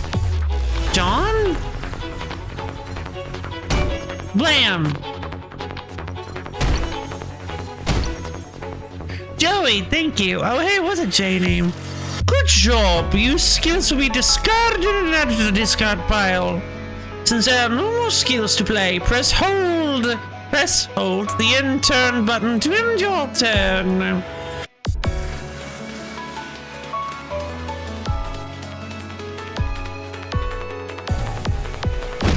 Rush. Okay, basic heal, huh? At the start of your turn, draw 2 skills and regain all of your mana. When there are no more skills in the deck, the discard pile is shuffled and added back to the deck. Since a party member is hurt by using the basic heal skill, try using the basic skill skill to heal them. Yeah. Your party member is healed, and you have some remaining mana, but there are no more attack skills you can play. Casting another healing skill would be pretty useless here. In these situations, you should use the exchange feature. This lets you discard a skill from your hand and draw a skill from the deck. I'll put a draw skill at the top of the deck. Try exchanging the basic heals and using draw. That's interesting. It costs 1 now.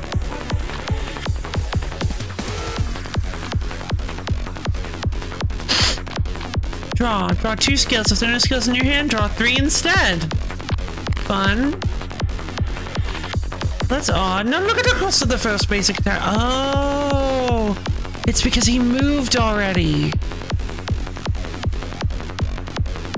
Doing multiple actions in a single turn is too exhausting, so it's plus 1 mana for each one of the skills they try to use. Okay.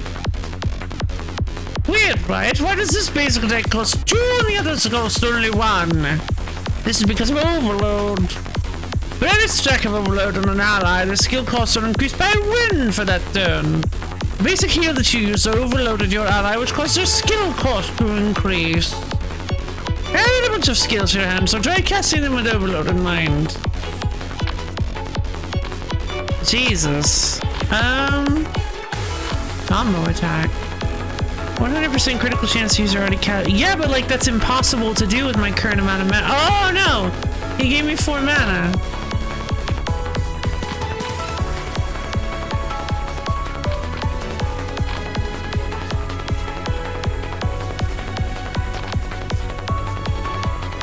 Seal.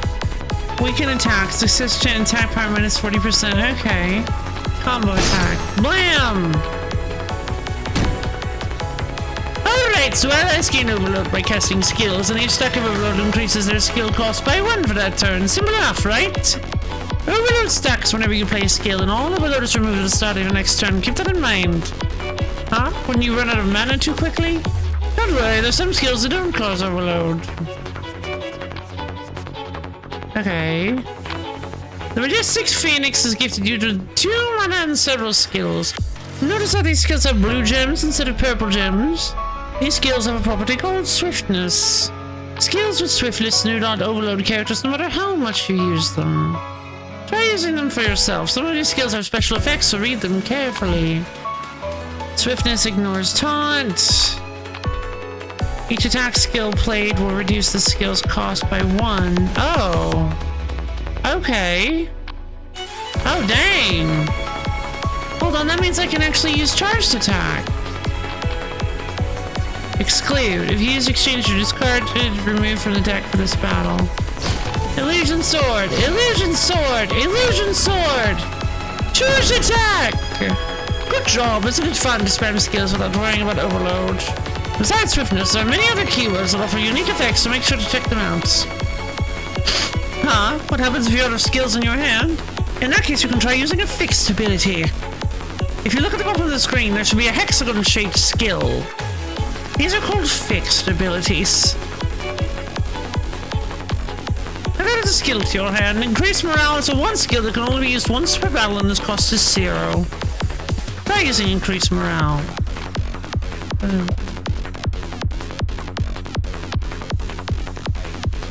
Gain 2 mana this turn. Now look at this the fixed ability at the bottom of the screen. It's the same skill, but its cost is 1 higher, right? Try using increased morale in the fixed ability slot. Once. If he is removed from the deck for this battle? Oh. Most skills can be set as a fixed ability, which lets you use them at any time. However, the cost is increased by 1, and only 1 fixed ability can be used per turn. Ah. If you want to have a skill available at all times, it's a good idea to set it as a fixed ability. That's really cool, actually. Now that's out of the way, try passing the turn. That's actually extremely cool. Do I get 2 mana every turn? Or do I go to 3? Oh, there we go. I'm sure you have a grasp on how to use your skills by now, then it's review time! I've changed the deck and added a couple of skills to your hand. Exchange, overload, swiftness, fixed abilities. Apply the knowledge we've learned so far and deal as much damage as possible. Okay. Illusion flash. Ability to summon each illusion sword and illusion sword buff in your hand? I think that's too slow, actually. And it's expensive, and it's overload. Healing potion. I think healing potion actually is useless this turn, so let's exchange that.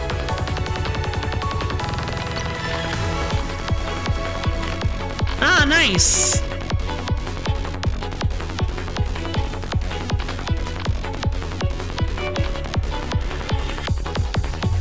Accelerate. Select a skill to gain swiftness and reduce its cost by 1 for this battle. Whoa! Her abilities are powerful.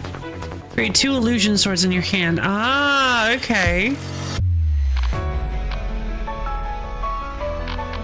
I'm gonna accelerate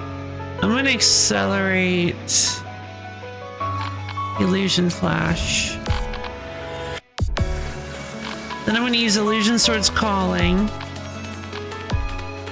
Increase morale. Actually, hold on. I really only need using... Oh, I see. And you can only use them once per battle as well.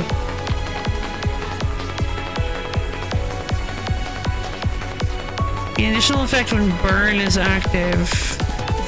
Apply 2 more stacks of previous burn. Engine burner. Ascending slice. Create illusion swords equal the amount of illusion swords in your hand. Stop creating once your hand is full. There we go. Double increase morale. Ascending slice. Yeah, baby, let's do this. Illusion flash.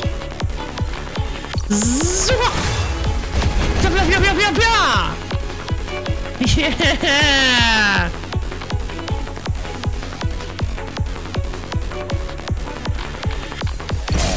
Armor reduced.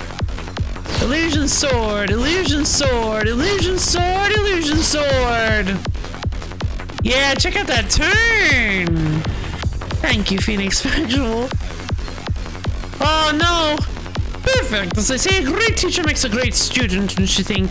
There should be no issues with attacking, but the problem is defending. The enemies want to stand still and take your hits. Well, that will teach you how to minimize damage from enemy attacks. The next mechanical introduces action count. How do I explain this? Well, seeing is believing. Try playing some skills and pay attention to the action count. So, chemical substance number 1 equal to target's pain damage per turn. Okay.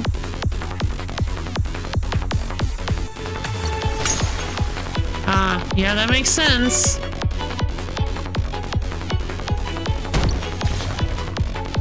Fire wave! That's not good. Huh, the enemy actually even know you didn't end your turn. Well, that's obvious. As I said, the enemies won't just stand still and take your hits. Most enemies will try to attack you in the middle of your turn. Excuse me. It's important to check the enemies to see when they will act. Action counts decrease by 1 whenever you play a skill, and enemies act when their action count reaches 0. God, I hope swiftness prevents them from losing action count, otherwise illusion sword is the most useless ability in the whole game. When you enter a turn, enemies with the remaining action counts will act. You remember the swiftness keyword from earlier? Not only, oh thank God, not only does swiftness prevent overload, it also prevents enemy action counts from going down. Try it for yourself. I've given you an AoE heal skill as well as an accelerate skill, so try healing your damaged party members. Healing vapor. But I don't have enough mana to do this. What? Accelerate only reduces by 1.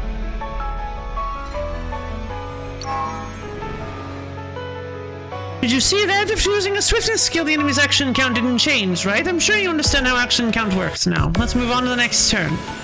Okay. Ooh, 3 healing per turn. That's fun. Extended strike. Take a look at your ally's health bar. Turn green by the amount of HP that was lost, which I find to be very confusing. The swiftness also prevents overload from applying. Right. Oh, this is the same turn. I see. I see. And it works retroactively. That's really cool, actually.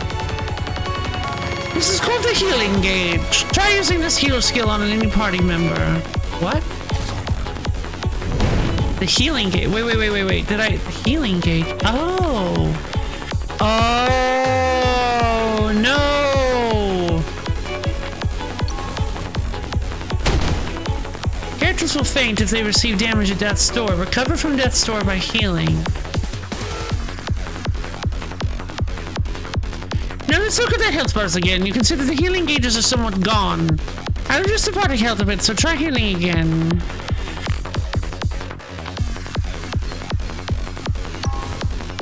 Flash heal. It only...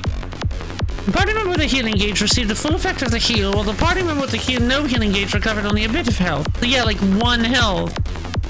In a way, the healing gauge represents being wounded. If you treat the wound before it becomes serious, you can make a full recovery. However, if you get wounded again in the same spot, it will be difficult to heal, right?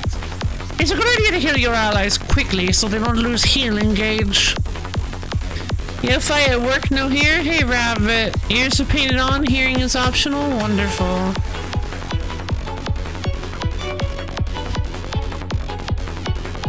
Hey, Rabbit. Can't shout right now. Thanks, Borb. Borb is gonna be my shout today. Just got off a massive panic attack. How are you? Wait, did it go? Oh man, my eyes, I totally missed it. Okay, goat is also gonna be my shout today. I missed that one. Sorry, go.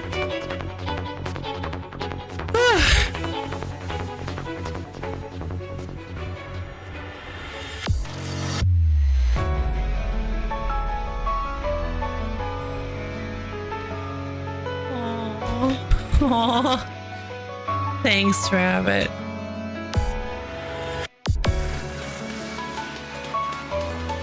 That's really sweet of you. I hope you have a wonderful day.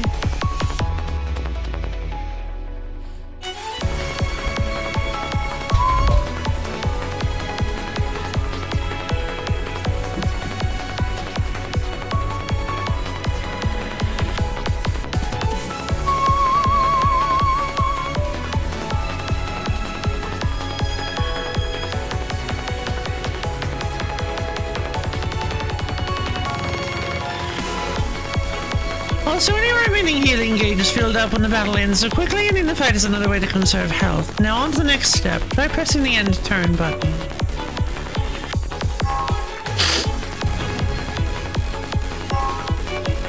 Whoa! Hey, where are you going? Don't run away, I promise we're almost done. Now I'm going to teach you about pain damage. Pain damage is damage that doesn't deplete your healing gauge. I've given a pain debuff to a party member. Read the description of the debuff and try casting a skill. Oh jeez. Broken leg. Broken 1 or 2. Take 5 damage each time you cast one of your skills. Ugh.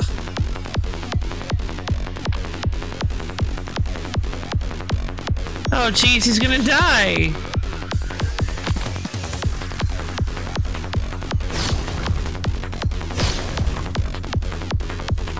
You see what I mean? The healing gauge didn't disappear even after taking damage. Most pain damage is caused by these pain debuffs, and there are many debuffs to watch out for besides this broken debuff. You can discern the type of debuff by the color of the icon. There are some debuffs that can instantly wipe your party if you don't pay attention. How very darkest dungeon of you. I have broken your leg for instructive purposes. So if you've had a debuff, stay calm and I'll read the description. Now then, shall we go to the final turn? Press the end turn button.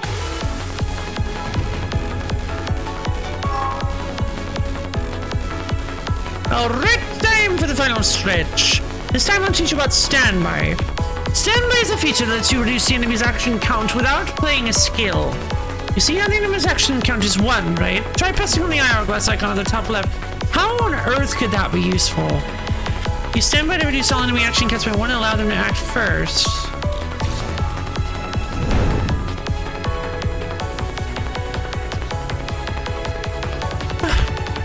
Did you see that? Yes, clearly. I'm also on fire. By using standby, you reduced everyone's action count by 1, and this caused the enemy's action count to hit 0. This may seem like a useless mechanic, thank you, but there are many applications. For example, you can create opportunities to heal in between enemy attacks.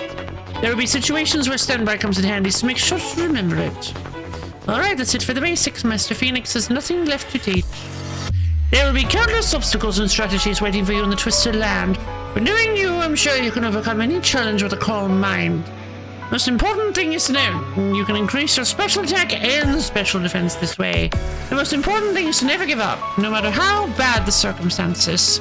Don't panic and apply what you've learned to lead yourself to victory. Thank you, Professor Correct Phoenix. I'm being told by my lawyers that I cannot actually call myself Phoenix Wright. In fact, just saying it right now has them sweating.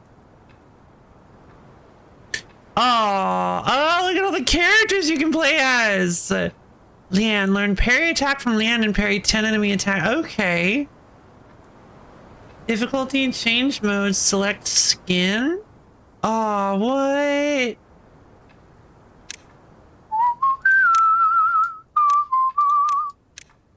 Cat pajamas, Lucy. Whoa, High Roller Lucy. Oh, I know High Roller Lucy. Wait, I think you have to get this from the DLC, the High Roller DLC. I saw that one. The default outfit of the Girl of Prophecy. It's everyday clothing that's comfortable to move around in. Yeah, agreed.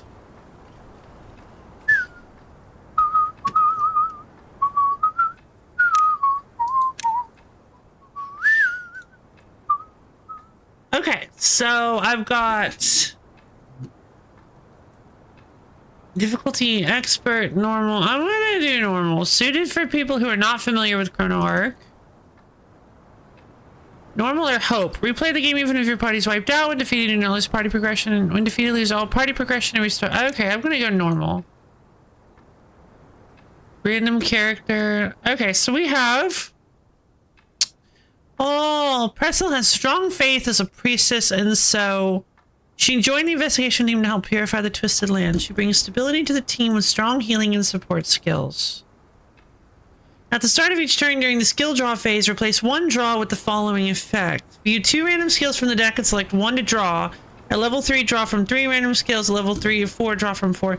What? That's so powerful.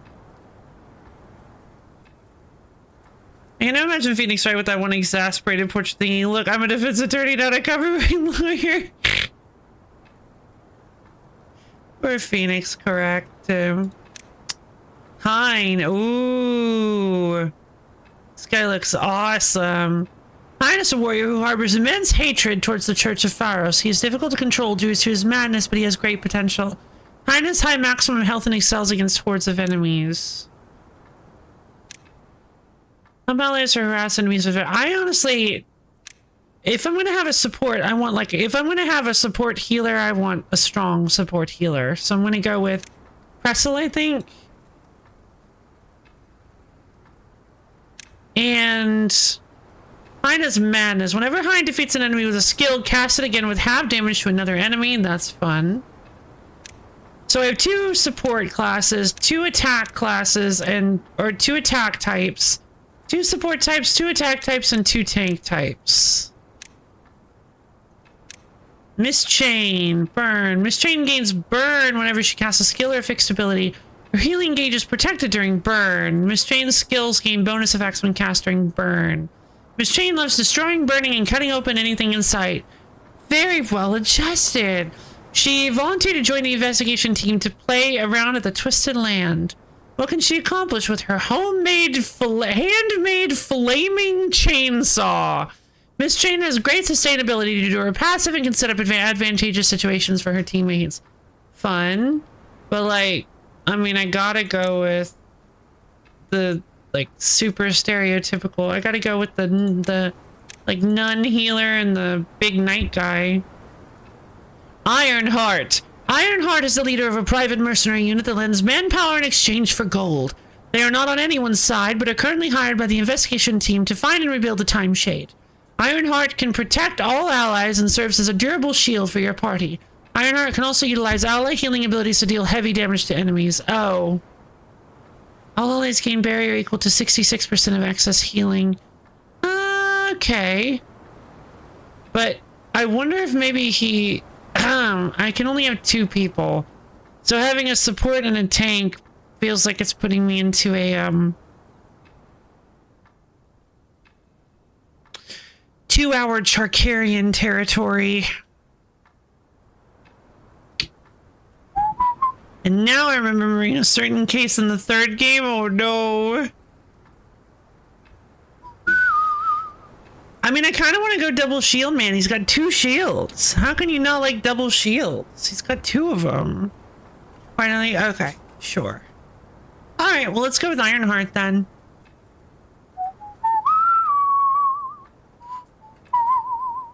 I love all the choices here. God, the amount of choices is so good. Hold on. Tab view info. Oh, difficulty mid. Okay. Difficulty low. Low. Difficulty mid. Difficulty mid. Okay, well. Where's my difficulty high character? Make it hard on me. All right. Here we go.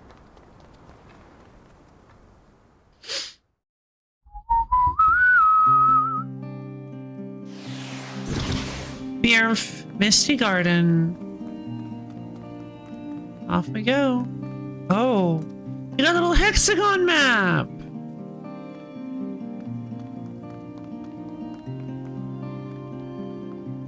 What's over here? Alchemist house. Obtain 1 random potion. Use a key to obtain 1 more random potion in a relic pouch. Transform an item into a better item. Potion to key to relic. Select 1 of 3. To heroic equipment. Select 1 of 3. Useful in the field. Revive a fainted ally. Restores 1 charge at a campfire. Fun. Bread consumable. Usable in the field. Restore an ally's health by 20%. Campfire. Restore all allies' health by 20%.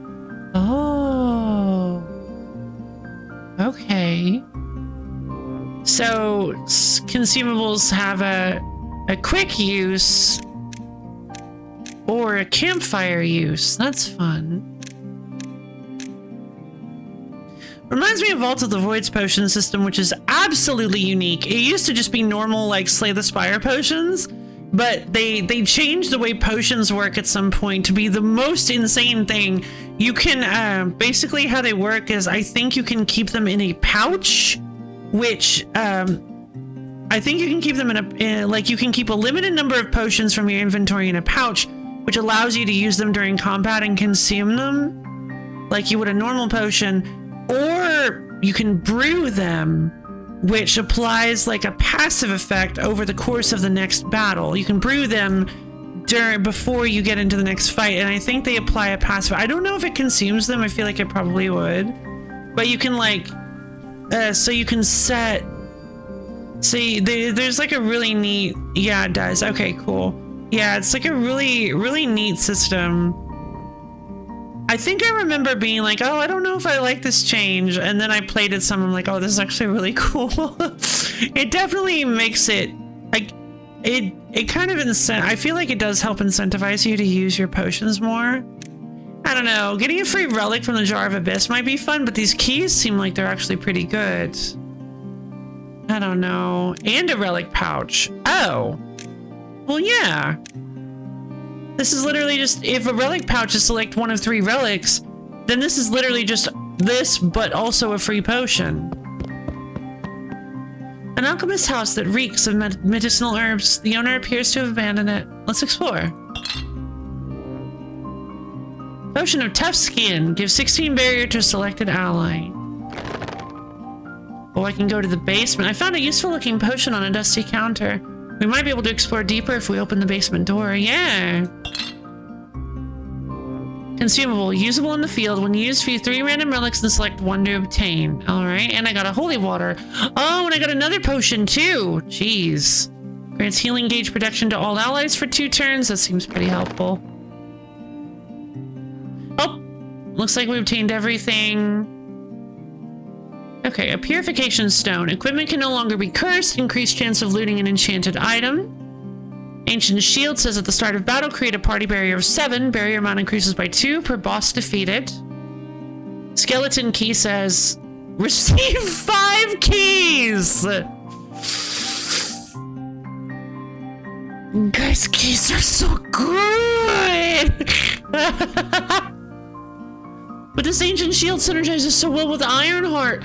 Because if I use this, it gives us barrier at the start, so even little hits can't deplete our health, and then if we overheal, we just keep getting more barrier.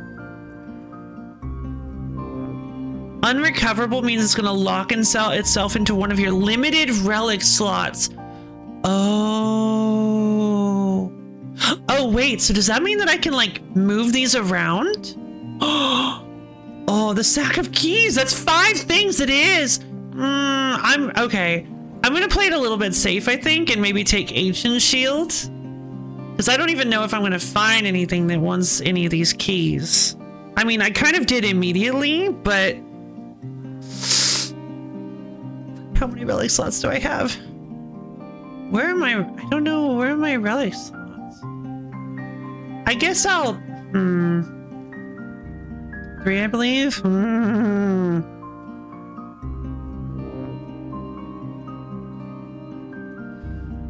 So it gives me a potential massive gain in the future for losing access to like my maximum potential. Like losing some maximum potential. which is an interesting trade-off. I guess I'll take the ancient shield then. Yeah, let's take it.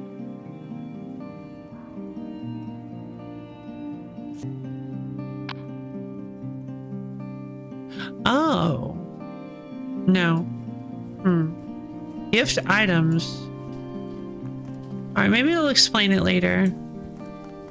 Can't do it right now? Gotcha.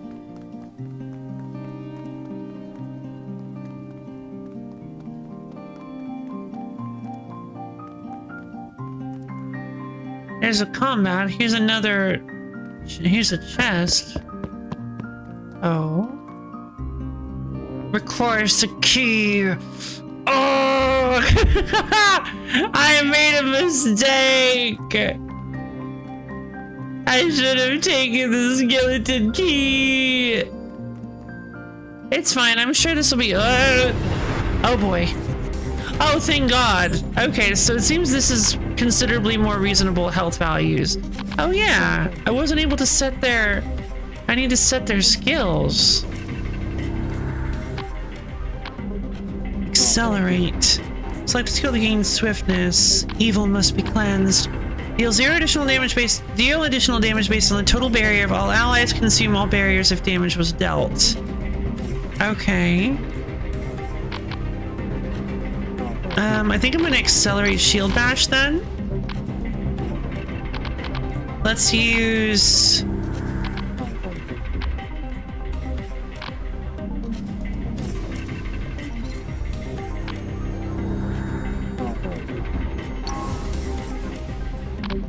Nine. He didn't get any barrier. Why didn't he get any barrier? Destroy that crying hedgehog. Yeah! Oh, poor crying hedgehog. Why didn't basic attack go up? Oh, because I used her. I didn't use him. Oh, enemy down. Bam! That was easy. An unknown scroll must be used or identified to learn its effect. An orb with mysterious power used to upgrade level, maximum mana, and more. Mana. You can upgrade your character by using soul stones. Press tab to open the info window. You can select a character to see more information about them. Select a character. Oh, here we go. Fixed ability. Equipped items. Level up. I got 2. What does the level up do, I wonder? Ah, it gives him his passive. Well, yeah, I want that. Oh. Oh, what's this? Learn a skill? Oh. Oh, okay. Oh, that's pretty neat. Another shield bash, shield of retribution. So this is how you get skills. The skill will cast if X amount of skills are played or if you end turn. Works the same way as enemy action count. Oh, that's cool. While the skill has countdown, whenever a healing skill is played, cast Shield of Retribution on a random enemy. This effect can occur up to 3 times.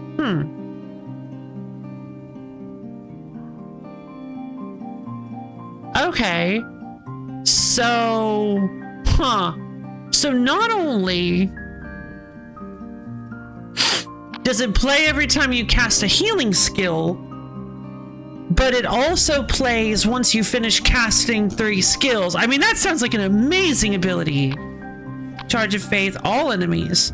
Reduce the skill's cost by the amount of healing skills in your hand.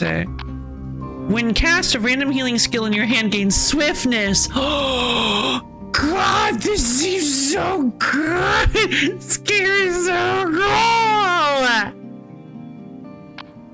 Oh, I love the potential for... Look, I can even have 4 people! I love the potential... All the potential for, like, insane combinations! He also gets basic heal. Okay.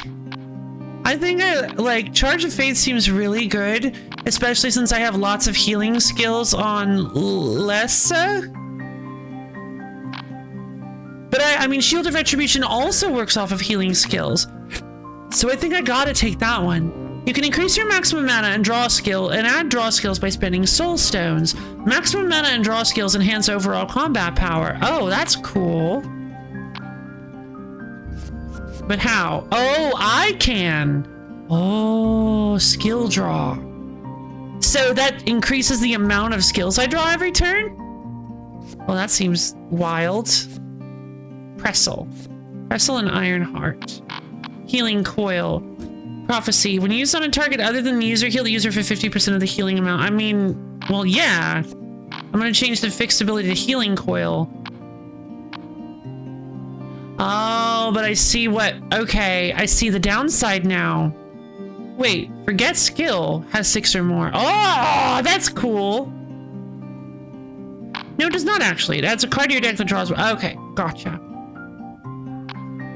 Alright, so I see the downside. You're like, well, just put your best ability here, but you can only use it not only once per turn, but once per battle. You can only use one of any fixed ability per turn, but you can only use one of each fixed ability once per battle. So, for long drawn out battles, putting your most powerful card here is actually a detriment. So it's like a balance. You want to put a strong ability, you want to put an ability there that you would like to have at any given time, but you wouldn't miss in a long protracted battle. In fact, cards like you can use them multiple times, and the turn didn't come ahead the once per. Oh, well then, yeah. I mean, put your strongest ability here. No downside. Let's go. Oh man.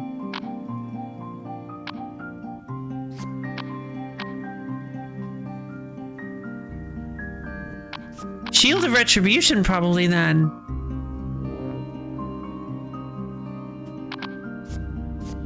Basic Protect. Protect 10 barrier. That's pretty good.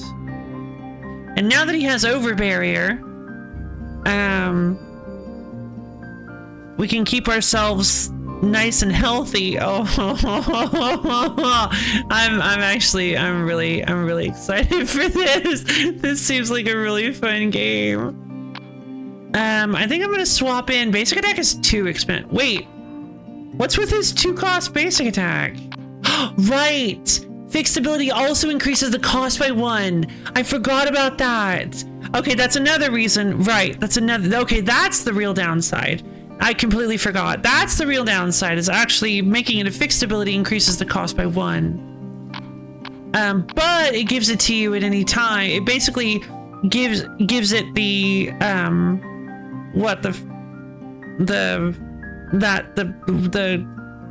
purple relic? Not purple relic.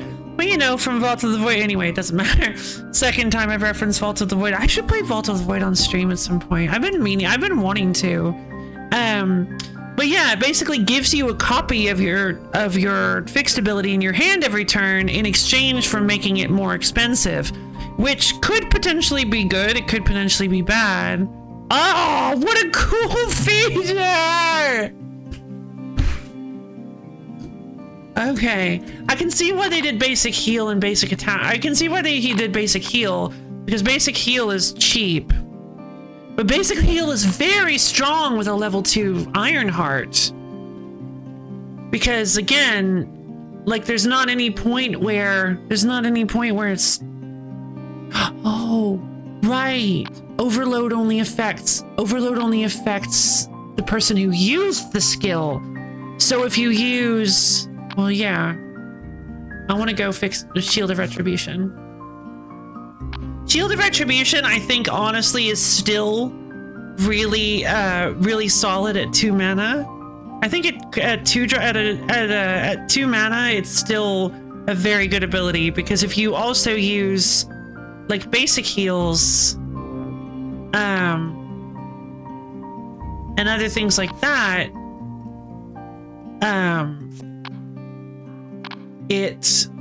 it triggers, it actually lets you attack with it. There's one option that's called skill ratio.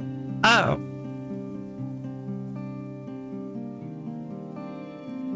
Shows skill, skill scale ratio. Displays stat scaling for skills. Sure.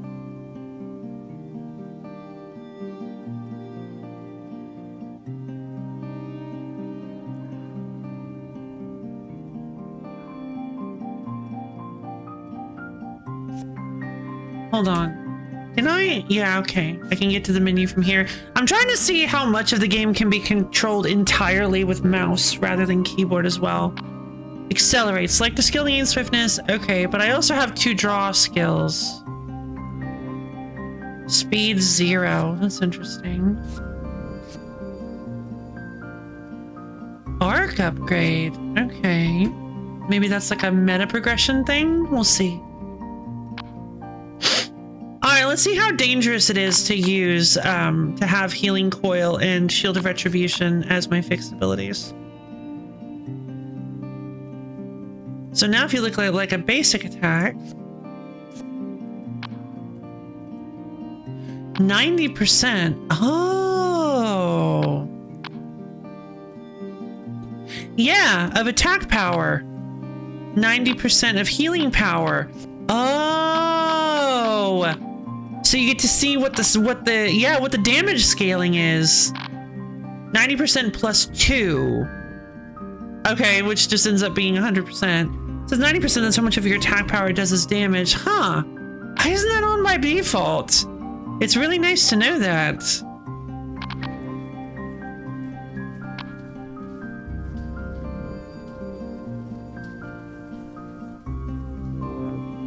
Oh, Shield Bash consumes all your barriers. I didn't even notice that. Oh, I think I want to get rid of Shield Bash as soon as possible. I'm not really, I don't think I'm really going for that kind of thing. Although maybe it would be really good against bosses, especially, I mean, I could use it as a finishing move. But thank you for that, Goat. I appreciate that. May the Lord guide our way. Sacrifice health to obtain a key! Freaky! Freaky! Or inverted cross ornament. Apply a random negative enchantment to an equipment item and obtain 1 skill book and 200 gold. I don't have any equipment items. Will this just fizzle? A skill book. Oh, skill book probably works like a relic pouch that gives me a free... Oh, I love the presentation of cards being actual skills. I like that theming. I like that theming a lot better than the card theming. I'm kind of tempted to go to the blood bank. What you found here is... I like that you actually get to pick. I like that with question mark nodes, you get to be like, oh, I found this. I found this thing instead of this. I mean, I'm kind of curious if it'll still give it. No, it probably won't, because I probably have to. A bank that stores blood. Donate 24 more health to obtain a key. Donate 12 health. Well, who does it? Oh, that's fine. We have a ton of healing. Good. That's okay. Loot all? Yes, please.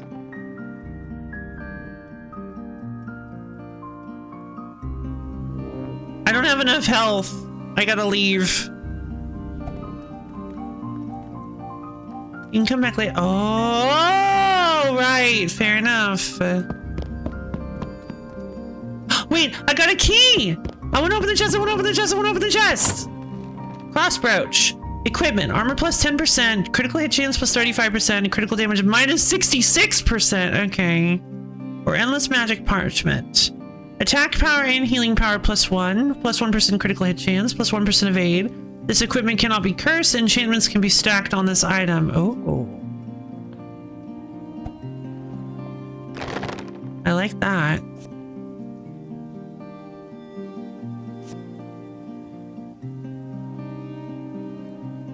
Healing power is nice.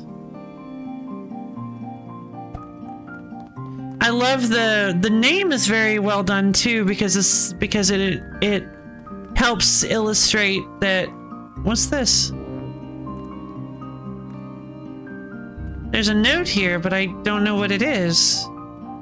There's a boss protecting the gateway to the next stage. Make sure to prepare for engaging in boss battles.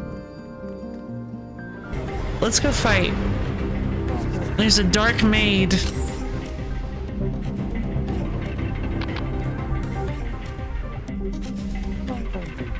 Shield of Retribution. Basic heal. Oh, action count. Oh no. Okay. Enemy down. Okay. And then when I end...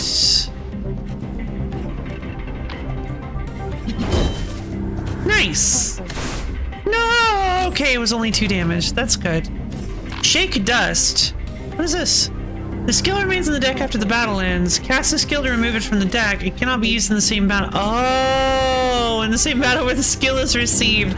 That's cool. We're already dealing with curses. A spot you can warp to. Okay, thank you. Healing coil.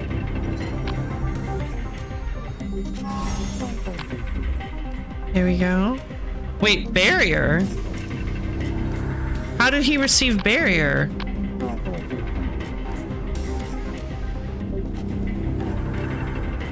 Heal the user for 50%. Oh. I thought it was overheal. I thought his passive was overheal.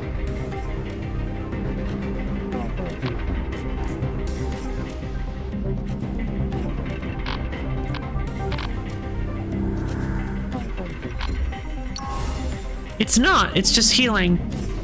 It's overheal as long as it's not healing it. Oh! That's nuts! What? That's so strong! Oh, Ironheart is ridiculous! Which makes me think the game is gonna get a little ridiculous. Oh. Shoot.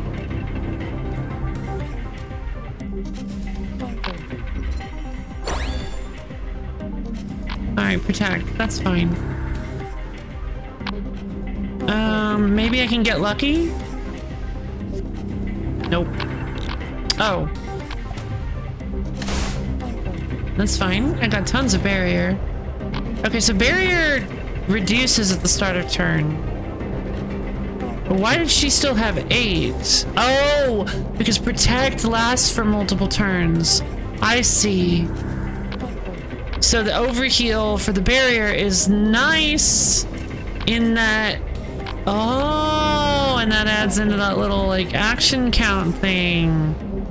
You want to time things specifically. Okay. Gotcha.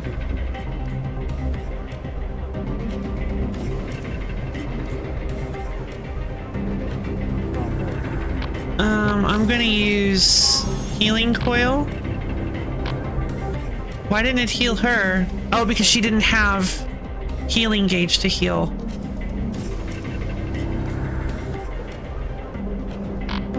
Gotcha. 2 soul stones! Alright. Seems like it might come in handy. I feel like it's probably best if I get Pressel's upgrade. I think at the start of each turn during the skill draw phase, replace 1 draw with the following effect. View 2 random skills from the deck and select 1 to draw. That's really good.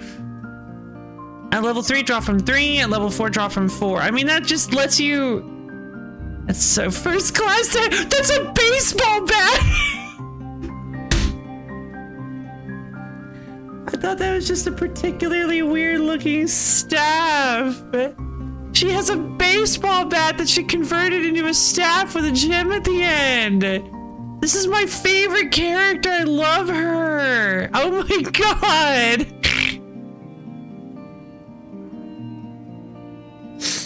Ugh.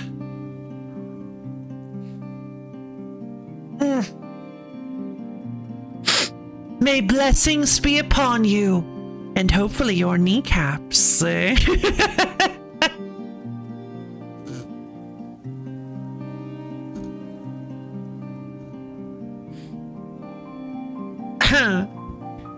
Your health and your kneecaps both are under my control. Let's see. First class to heaven. If the skill defeats an enemy, overheal all allies by 1. Prophecy, deal 18 additional damage. Okay. Does that mean that you fill all their health gauge? Since it overheals by 1, does that mean that it also recovers any healing gauge, any green health? It just goes 1 over where your green health was? Because that seems incredibly powerful.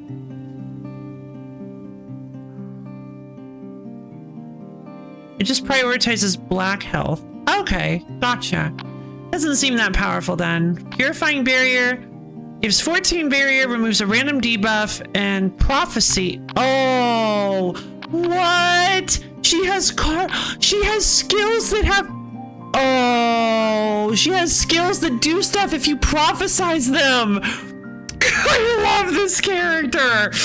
This is two of what, 20 characters? Maybe 16. 2 of either 16 or 20 characters. Oh my god. I think it's 16. Oh my god, this is so cool.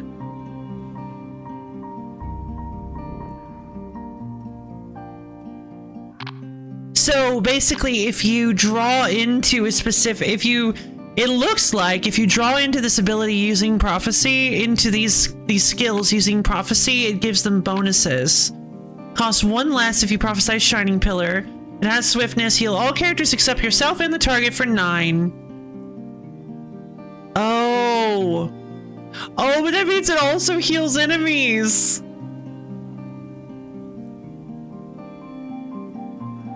And the damage scales with healing power. Okay.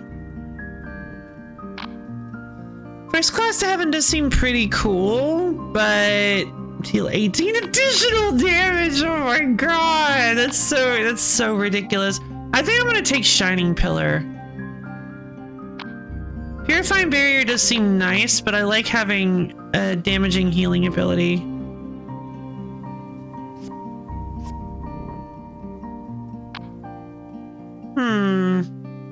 I don't want to just like burn a scroll because I don't even know what they do. It doesn't look like I can use the scrolls in combat though.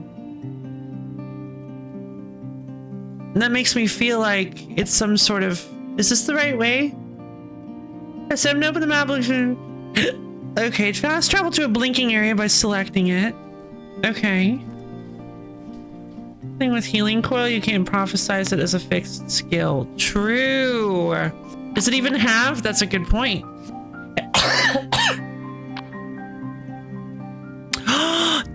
I have to prophecy to get the 50%. Gotcha. I have to prophecy it to get the 50% bonus. Okay, that's fair. I think in that case, yeah, I like basic heal being a fixed ability. That gives me a little bit of that gives me a little bit of versatility, a little bit of some healing that I can use to in an emergency, but it still allows me to prophecy things like healing coil and shining pillar. Doesn't make them too expensive either, so I like that. Healing coil only being 1 is really nice.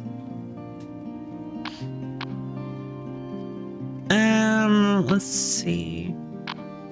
I would like to level her up some more so that she can get more. It tells you. So that she can get a stronger prophecy ability. I do not think that Ironheart gets a stronger over barrier when he levels up, but he does get stronger other stuff. Higher accuracy, higher evade and critical, better debuff resistances and accuracies. That's fun.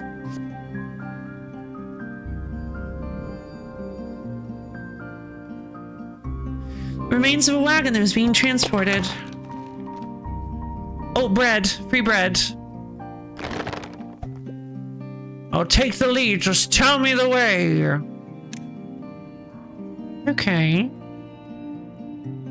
But I can teleport to all sorts of places. What's the...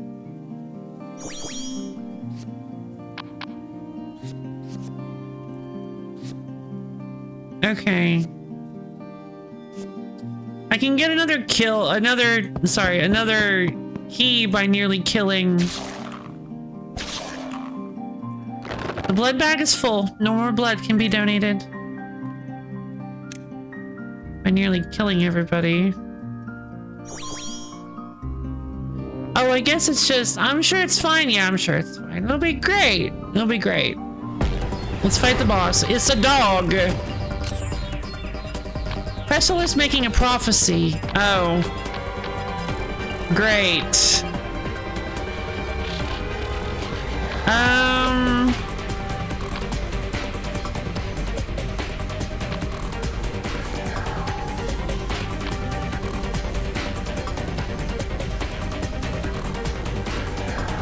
Oh, okay, but oh, it's her. It's the girl. I'm so unbelievably. Oh no! Wow, that was lucky.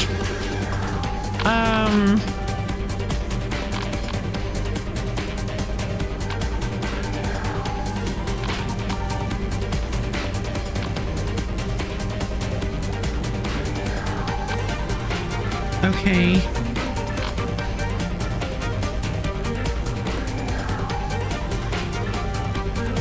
Cannot use scrolls in battle. Fair enough. Grants healing gauge protection all allies for 2 turns. You have 16 barriers to selected ally. Okay. I think I'm gonna use Shield of Retribution.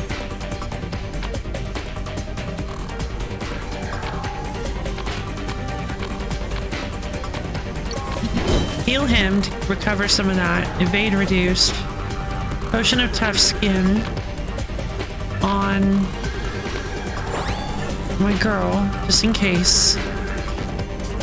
I have 1. I'm gonna try to swap. I don't think I have a basic healing deck that I may draw. Yes! You're kidding me! Alright, there we go. God, the luck. Alright. Shield of Retribution! Bonk. Oh! Okay. Prophecy costs 1 less. Scales with healing power. Yeah, Shining Pillar. Let's go. Gonna prophecy into Shining Pillar. And that lets me use Healing Coil as well. Oh, I would have loved a prophecy into Healing Coil. I'm going to Shining Pillar this guy.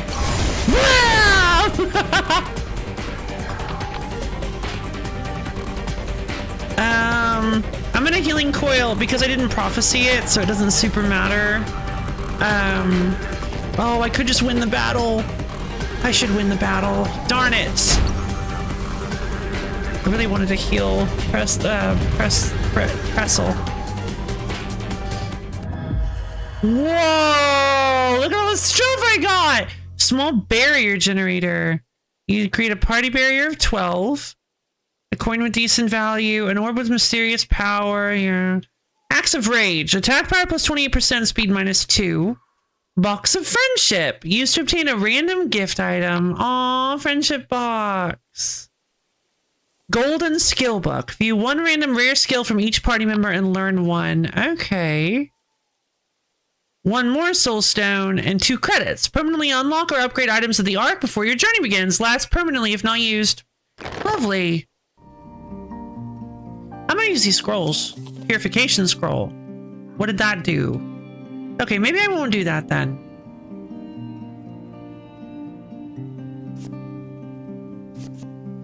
I have 3.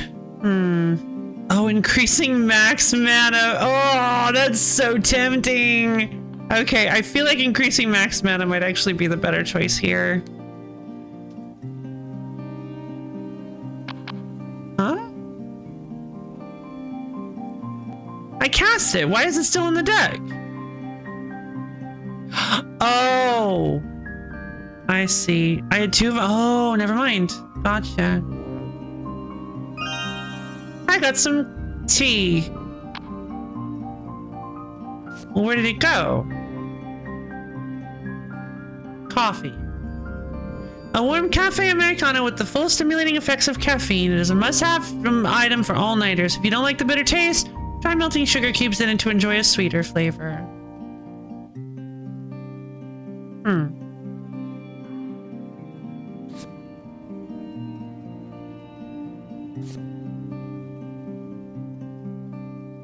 It doesn't help. Relatable.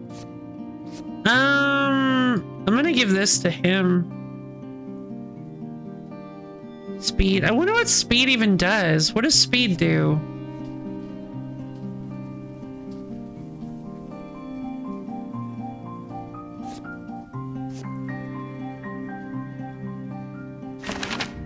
Celestial Wing. At the start of battle, move the skill to the top of the deck. Celestial Wing, critical hit chance plus 25%, evade plus 5%. Make a prophecy whenever you draw after exchanging a skill.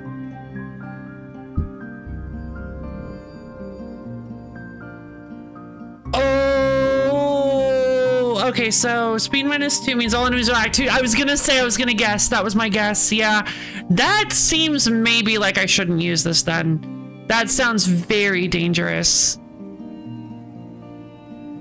One swiftness. Oh, man. So Celestial Wing makes it so... Celestial Wing I start the battle with, and it makes it so that whenever I exchange a card, I get to prophecy it instead, which maybe means that the prophecy strength is based on how strong her prophecy skill actually is.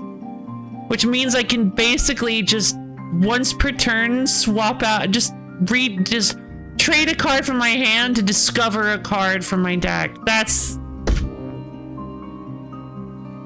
Oh, I love this character. This card after 3 turns cannot be fixed. The skill's damage increases by the amount of healing received by allies while this... Wait. Oh, I don't discard my hand when I start a new turn, do I? I thought I did. You do not. Oh! I thought she said something, or sorry, I thought Phoenix said something about discarding my hand. Weird. Okay. Well, that's really fun design space. By making it so Phoenix was shuffling cards. Yeah, true. But I thought for sure, but I actually remember Phoenix saying something about discarding cards, discarding your hand. I just don't remember what it was. But anyway, so that's really fun design space. Basically, by making it so you don't discard cards at the end, discard skills at the end of turn, you can do stuff like this where you have skills that only last in your hand for a limited amount of time. That's fun.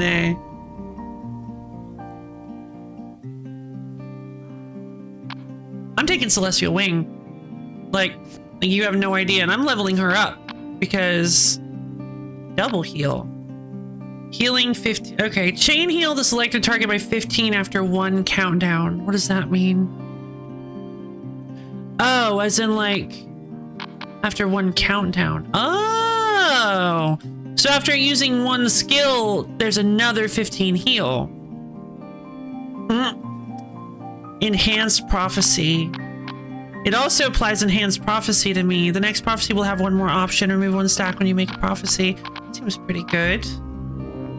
Missing chain heal tooltip. Yeah, I don't see. Chain heal chains to other allies, but can only heal healing gauge no over. Oh, okay. So is it adjacent allies or random person who satisfies the condition? Or is it all other allies? Lowest health. Gotcha. I don't know. Shining Pillar is nice, but I don't know. Double heal seems kind of fun. Maybe when I get another ally, I'll be able to use it a little bit better. Alright. It has no prophecy bonus, so it could potentially be used as a fixed ability, but it's very expensive, so it's probably not a good idea.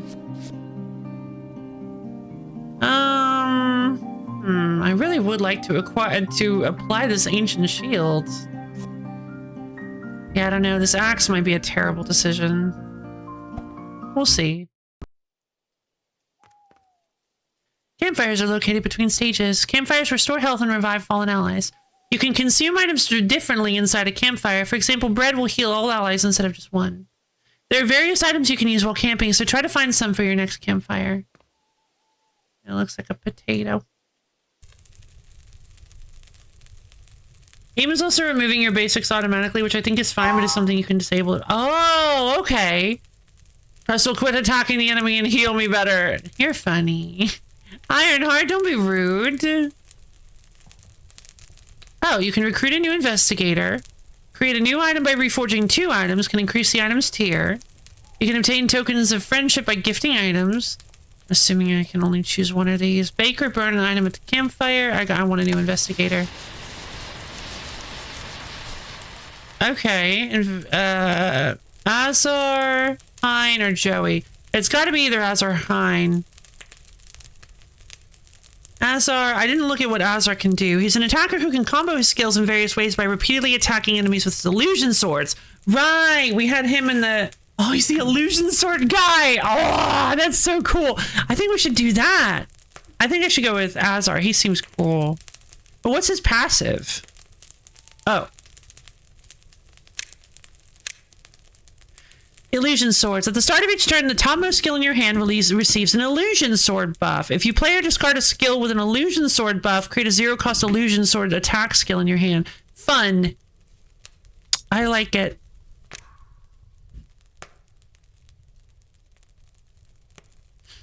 Ah, wonderful. Bake or burn an item, create a new item. My relics or equipment. Equip plus equip equals higher tier equip. Relic plus relic is pick one of 4 relics. What about relic and equip? Yeah.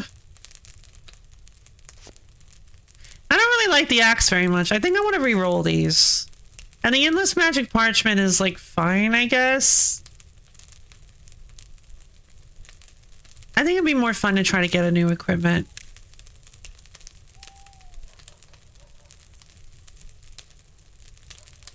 Heroic. Bottle of poison. Oh. Shoot.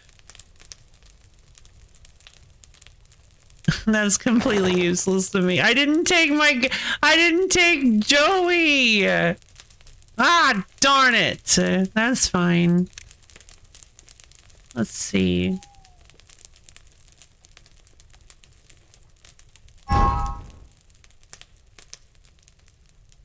That's probably a waste, but it's fine. Sure, I can be used as more money. Yeah, that's what I was thinking too. As 3 tokens of friendship, characters can select for more skills on the first level up. Also, when a preferred gift is given at 3 tokens of friendship, characters can select for more skills on the next level up. Coffee. I'm gonna give it to Pressel. Oh my, is this a present? Thank you very much. I will offer this gift to the Lord. May the Lord bless your days ahead. Pressel seems to be thankful. Lovely.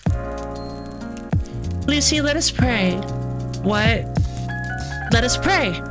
All of a sudden, we send countless lives to the Lord today. Although they were demons beyond salvation, they will soon be purified and guided to the righteous path in accordance with the Lord.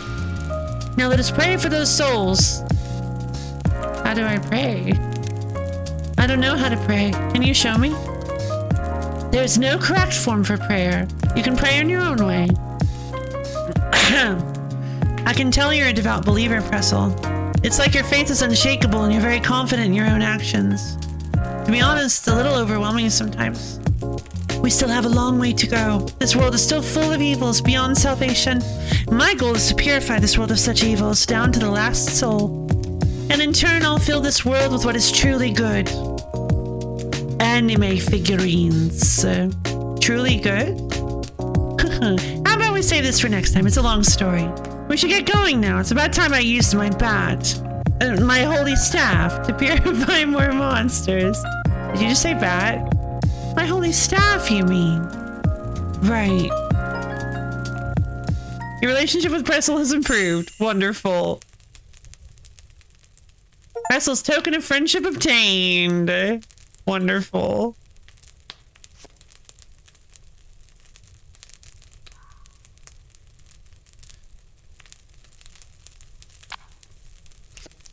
kind of looked like that this is two halves. And like normally you have to give 2 items unless maybe they prefer it. So maybe she does prefer coffee.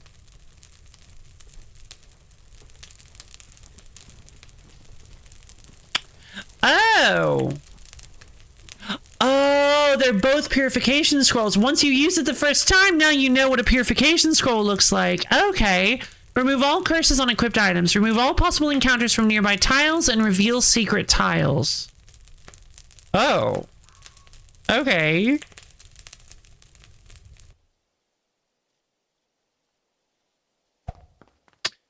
We need to purify the evil. You can save and quit by using the book.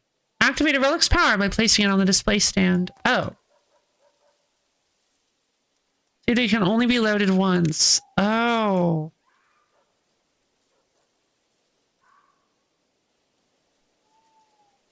Two per boss defeated. I mean, a party barrier of 9 is pretty good. I'm glad I took that. 4. I have 4 relics. I won't say that... Yeah, I still have 1 key. So I'd have like a ludicrous number of keys. I don't think going for the skeleton key was the right choice.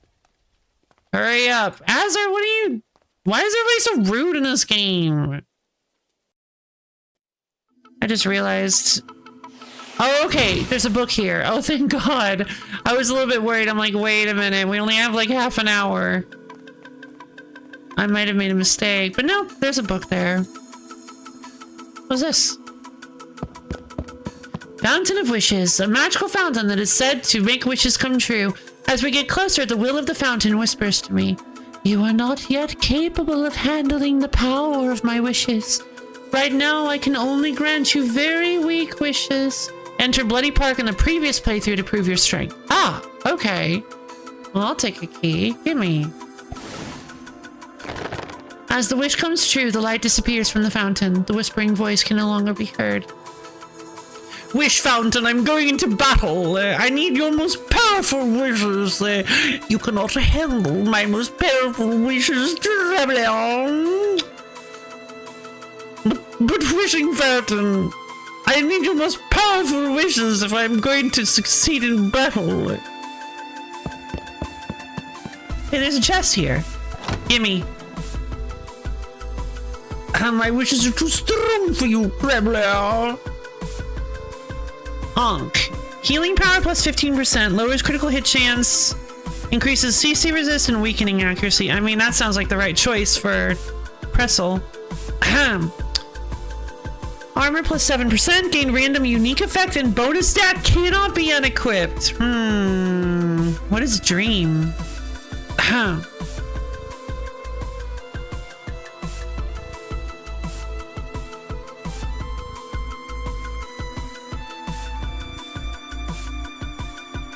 Oh, that's probably the unique effect. And healing power and evade is probably the bonus stat. I mean, that sounds really powerful. I wonder what Dream does. Dream probably makes it so I can't, like, use them actively or something. That wouldn't make any sense. I feel like the Ankh is the safer choice, but Dream Dodo's Rabbit Mask is the way more fun choice. Let's go for it. What does Dream do?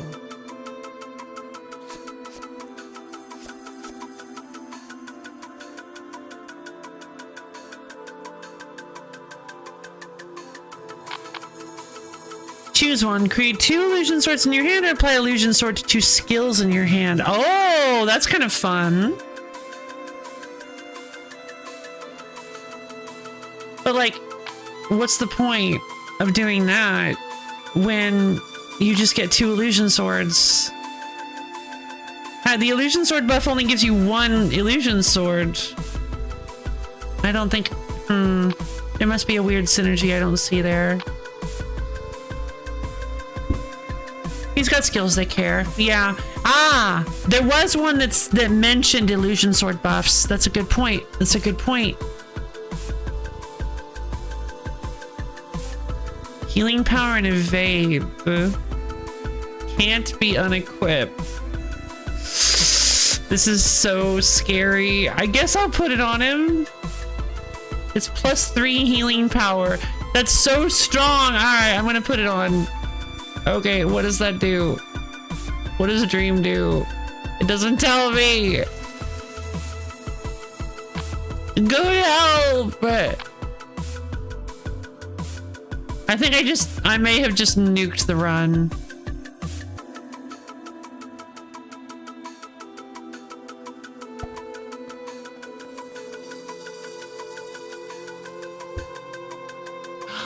Oh, okay.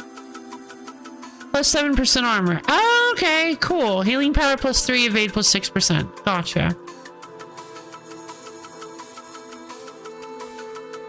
Oh, actually, I think it's just healing power.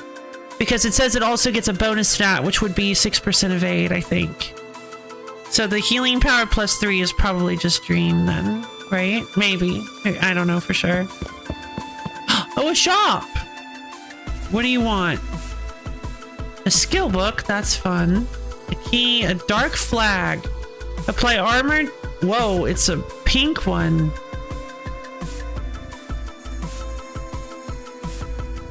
Can be used on support role characters. View all class skills of a selected ally and learn one. What? It's a 7. Oh, okay. Gotcha. All of them? That seems ridiculous. I kind of want that. Skill rush. You can learn rush. 14 damage, so 90% damage. 90% damage, swiftness, ignore taunt. Doesn't seem too bad. A basic attack with swiftness, yeah.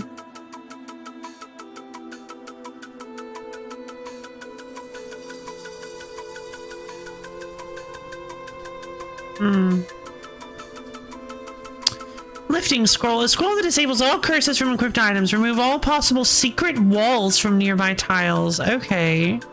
Well, I have nearly 500 coins, so let's hold off. Oh, I need to go to the little streamer's room real quick. I'll be right back, you guys.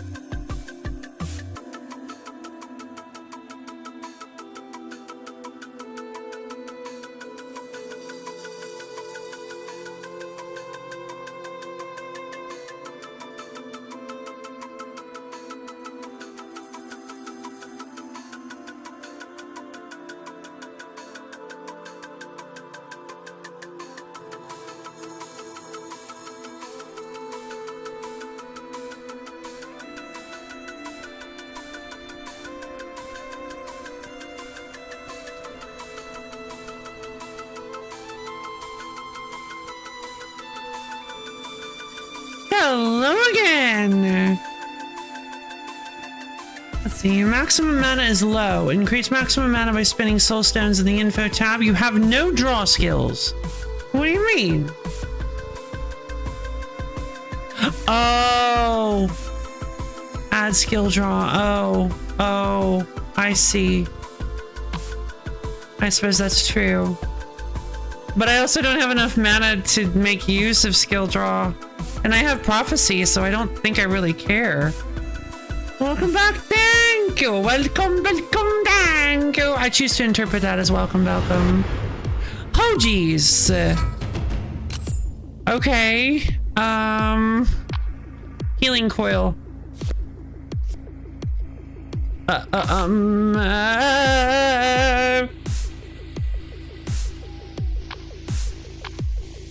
Help? What is this? I think... Okay. I don't think... I think I figured out what Dream does.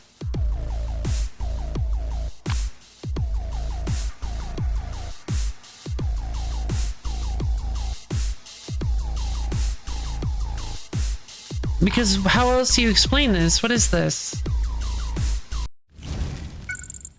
Oh.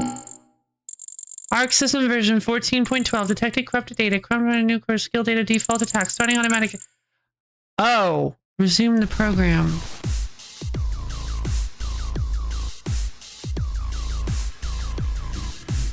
What?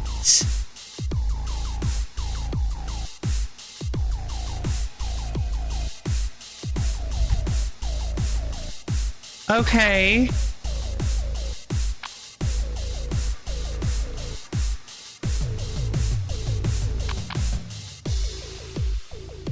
I'm gonna use Accelerate on Healing Coil. Celestial Wing. I'm going to exchange out this basic heal. Hold on. Now I'm gonna swap out Azar's move with basic attack, I think. He's stronger, so it makes a little bit more sense.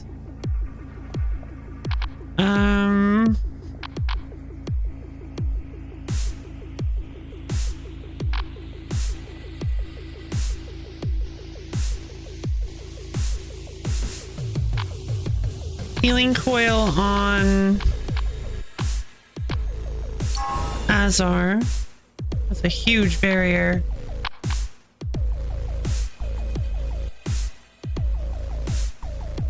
Alright, the basic attack thing, never mind. I'm going to use basic heal here, and I'm going to use basic heal on herself. End the turn. Uncanny Shank. Whoa! Oh no! They're hitting us hard. That's not allowed. Why are they doing that? Shining Pillar. Yeah, Shining Pillar.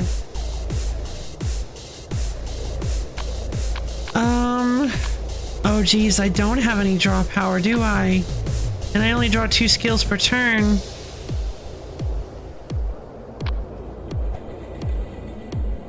Don't worry, we'll be fine. I agree. We'll be fine. I can't attack the Mad Doll because these guys have taunt. Boom! Yay! Okay,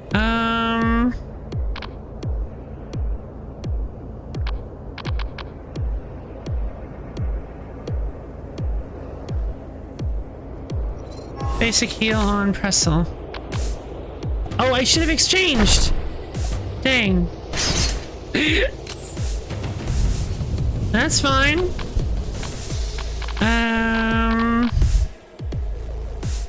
Yeah, one of Ironheart's basic abilities, basic attacks.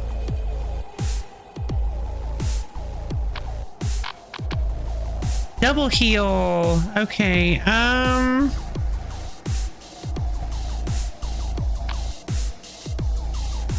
In that case, I'm going to double heal Azar. And that'll create enhanced prophecy. That should do a chain heal, right? Casting list. Which, if I use Ironheart to attack, that should trigger it. Yeah! Oh! Well, that's weird. It looked like it tried to hit everybody.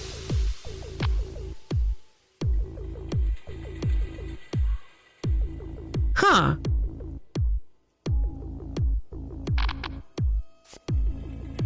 Illusion Sword's Calling, basic protect. I'm gonna go for Illusion Sword's Calling. Seems like a good move. Alright, and using your exchange every turn seems like a really good idea as well, so you can set up your hand more effectively.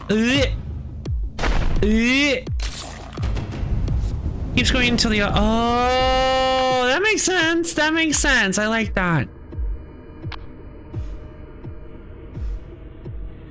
Oh, God. I guess I'll take a basic attack for Ironheart. God, I need more cool stuff in my deck.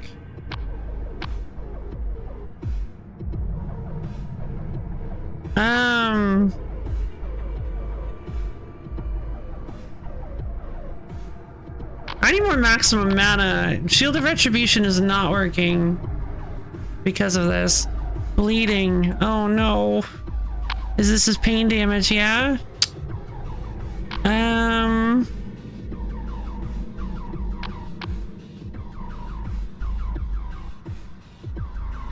Okay. Shoot. That's his basic heal. So it's gonna go up. Darn. I guess I'll use Shield of Retribution. Basic heal on him.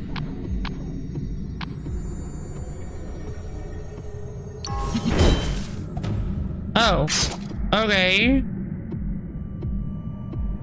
I'm gonna swap out Azar's basic attack with, I guess, Azar's basic heal. Hey, look at that! Nice! Oh, that was lucky. Well, not really. I had the ability to discover. Yeah, but even when that's Celestial Wing, exchanging every turn is usually good. Yeah, that makes sense. And I don't have enough for Illusion Sword Calling, and I'm going to lose it this turn. Dang. That's fine. Shield of Retribution! Because I won. I forgot it triggers at the end as well. I got an Unknown Scroll. I got 3 Soul Stones. Oh, look at that. Increase maximum mana, and I need to add skill draw. Oh! Continuous draw. Draw 1 skill immediately. Draw 1 additional skill for the next 2 turns. 3 draws total. Recycle draws 2 skills and gain 2 exchanges for this turn. Ugh. Okay, but it costs 1. Ah. I've slept in 36 hours, and Low Fidelity Lady is playing Chrono Ark. Let's go! Yay, Low Fidelity Lady! Hold on. I'm definitely not low fidelity enough for this. I have this, right? Come on, I have to have... There it is. Yerp. It's me, Low Fidelity Lady. I cast Blur.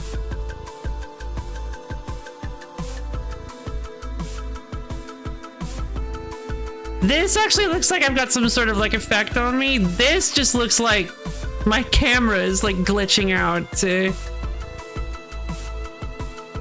Is Low Fidelity Lady what's on your birth certificate? No comment.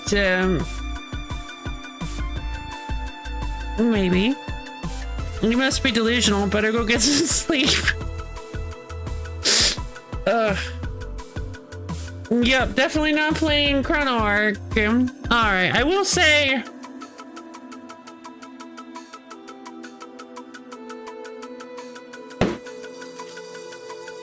Dang! I was actually really excited to play this in my off time. But I think I would actually really enjoy streaming this. I don't know. Because, like, I'm kind of trying to...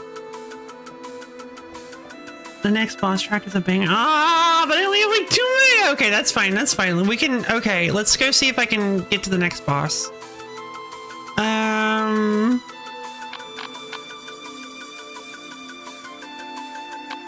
Recycle seems extremely powerful, although it does cost mana, so...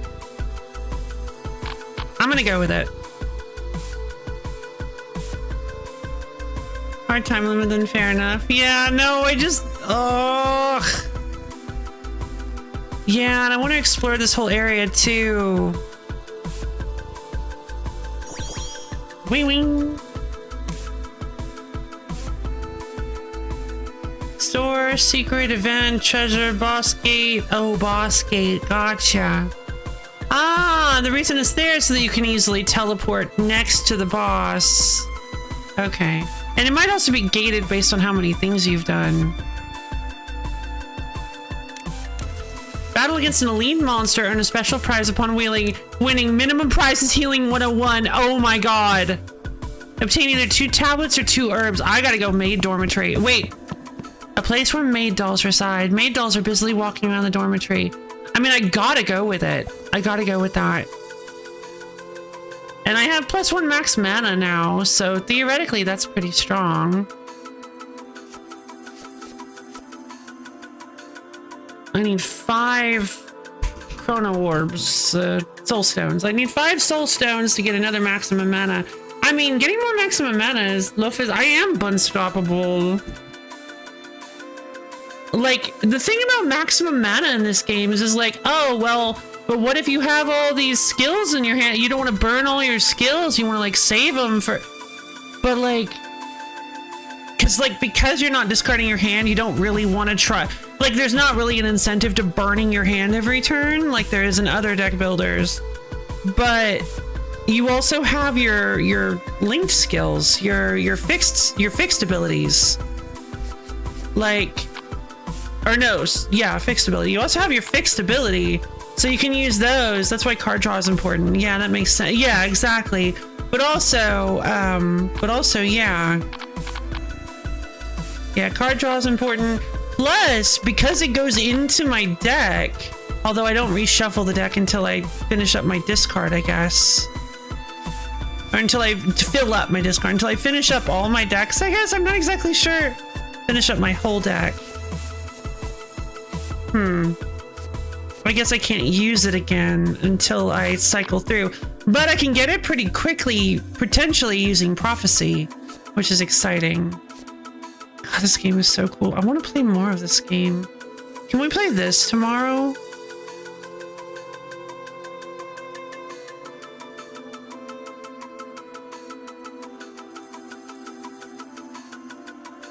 Like... It's your stream? Yeah, it is, but... I'm trying to be nice. Thank you, Goat. I appreciate that, and I approve. I want to play this tomorrow.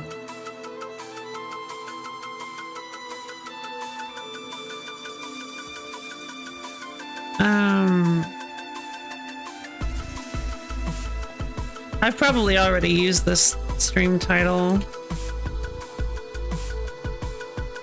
You're allowed. Thank you, you guys. I mean, that's just kind of how... Never mind. Never mind.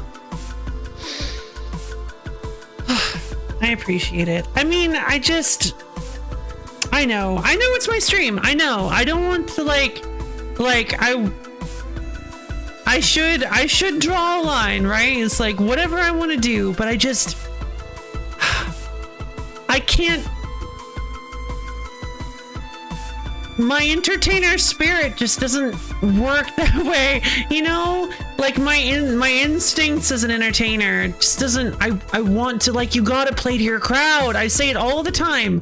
It's important to play to your audience. And I mean, I want the people who are, I want to, if if adjusting my schedule a little bit allows people who are more looking forward to, especially when I'm this small, if adjusting my schedule a little bit allows people who are really looking forward to a specific game to actually make it to said specific game, I don't mind. I really want that, because then I have like engagement and we can hang out and chat and it's really fun. But yeah, and then I have to balance that as well with, you know, it being my stream. Like you said, I can do whatever I want, but I don't know. And at the end of the day, I want to be entertaining. I want to be an entertainer, and so I want to try to be as, I don't know.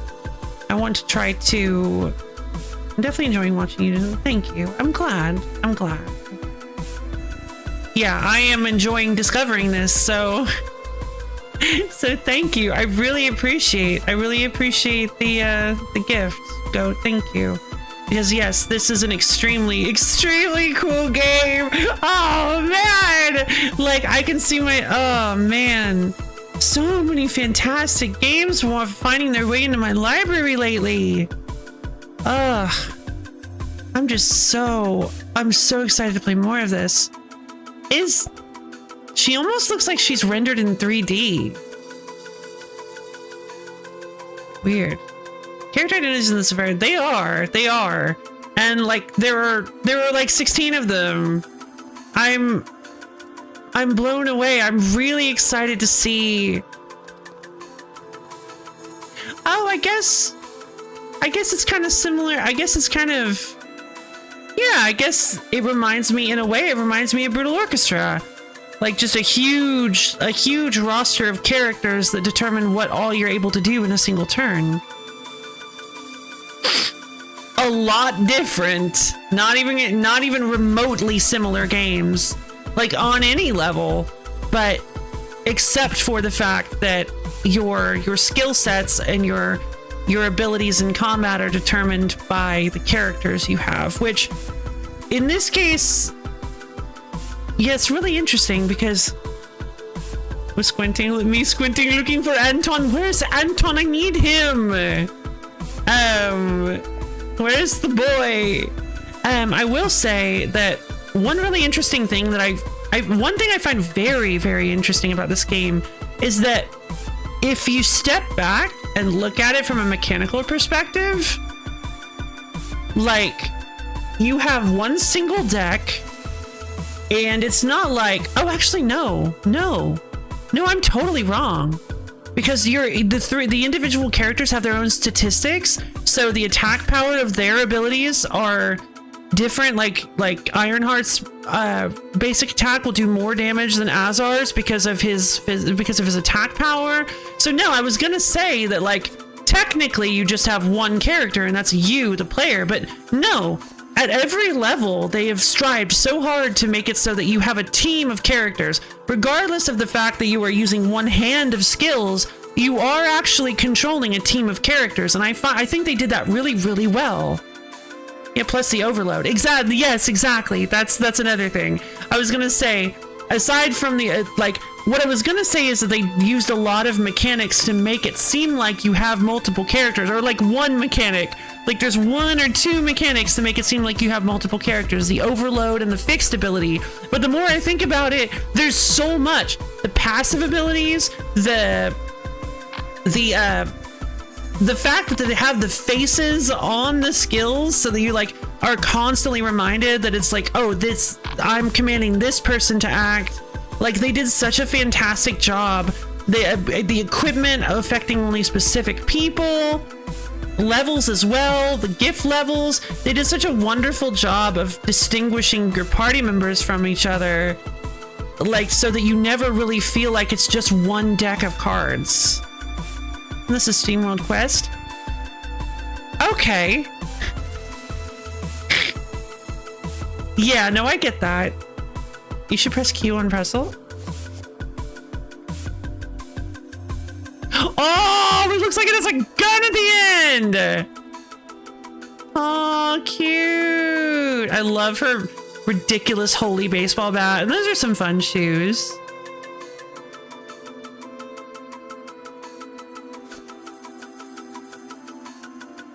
Night guy. Azar's pretty cool. I think he's kind of neat.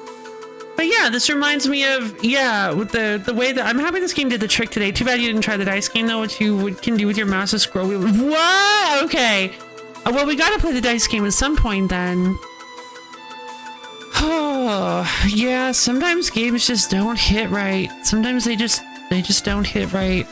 I'm thinking as much as I would love to just have this as a game that I can play in my off time, I'm trying to kind of rethink the way I approach games like this, because I've been finding so many games that I've been really enjoying playing, like Uncle Chop's Rocket Shop, Crimson Desert, and stuff like that. It's really, I think, caused a shift in the way I think of it. The way I think of games that are like, I want games that I can play in my off time. I want to be able to enjoy video games again. And I'm starting to actually really enjoy video games again. I can play and just streamer game and shit. They are, my God, they are. I really, like, it's so easy to get into the mindset of like, well, I gotta stream every game. I gotta stream everything, because if I don't, then I might be missing out on content. I might be missing out on a fun experience that I can have with my audience. But like, I do really, really, really, really want to be able to enjoy video games. Because at my heart, I love video games. I love playing them. And playing video games in your off time is very different from streaming them. It's just it's just a different energy, just a different feeling. Yeah, it'll show up on a wheel eventually, but if you ever want a game to switch things up on a burnt out stream, I'd really I recommend it. It's Laced Tea Gaming. Oh, that sounds wonderful. This one does have a surprisingly solid narrative for a deck builder roguelike. Exactly, which is why going into this, I was thinking we would do a first look, and then I could enjoy this in my off time, because that's just how roguelikes kind of seem to go for me. But this, I mean, the narrative is really solid. I really want to, I feel like this has a lot of streamability. Like, not just from a narrative perspective. That's another thing that reminds me of Brutal Orchestra, is that this feels like it has a strong enough narrative that I could get away with streaming this. And I'm not sure if I like connect with it, like from an actual like skill gameplay wise. Like, I don't know as much as I do Brutal Orchestra. Almost certainly not. I don't think I'm very good at this game yet, but I do really like the gameplay. It's got so many weird nuances. I gotta play more. So yeah, I'm super excited to play more tomorrow, because I'm not done with this game. I think you're doing, oh, thank you. Yeah, I love the synergy between Pressel and Ironheart. It's a really fun combination. Prophecy is such a powerful passive, and I love his overbarrier. His overbarrier is so cool. All right, well, I think that's enough. I'm running out of time. Hold on. Oh, geez, I'm running out of time. That's fine. But I'm going to, as my friend Phoenix Correct always says, a strong teacher makes a strong teacher makes a strong student. Indeed. I feel like that contradicts like a really classic phrase, but you know what? Classic phrases aren't always right. So there. Yeah, I'm enjoying this. So I'm excited to play more. Thanks for the streams, everybody. Thank you for sight. Thank you for play. So yeah, thank you everybody for coming. For those of you who may not be aware, maybe in the Phantom audience, I have a Discord server. It's a wonderful little place. We can get access to my schedule, as well as times when I go live and hang out with me and other Lo fans. It's super duper fun and cool, and you should totally come check it out if you can. It's a super cool place. So tomorrow we're just doing more of this. I don't do this often, but tomorrow we're just doing more of this. I want to do more. Save your progress, save and quit. Yeah, I'm absolutely loving this. So I gotta play more. Actually, let's go back to the title screen. But yeah, so look forward to that. I don't usually do this, so enjoy. Yeah. I hope I hope you guys have fun today. I know I did. At least once I moved away from Dark Souls, I'm afraid. I just wasn't feeling it today. I'm so sorry about that. Yeah, I'm really sorry about that panic earlier in the stream too. I couldn't help it. It was just, I didn't know what to do. I probably should have walked away, should have stepped away and calmed down. But yeah, I just, that really, it hit me like a truck. But yeah, I'm really, Chrono Ark was a really good change of pace. So yeah, what was frustrating in Dark Souls? Blight Town. I really don't have time to talk about it right now, unfortunately. But yeah, Blight Town and yeah, fair.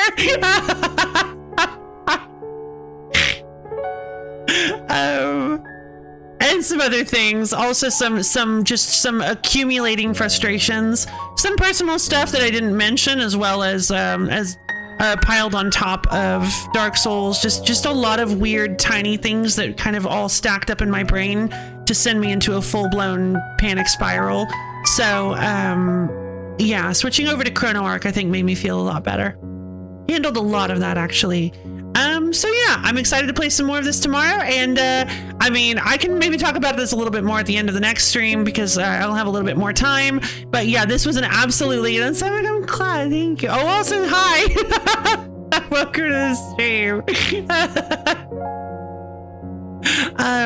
But yeah, this is a really cool game with insanely neat mechanics. Like me too. I'm glad. Thank you, Malabera. I cannot wait to play more of this. I think it'll be an absolutely killer time.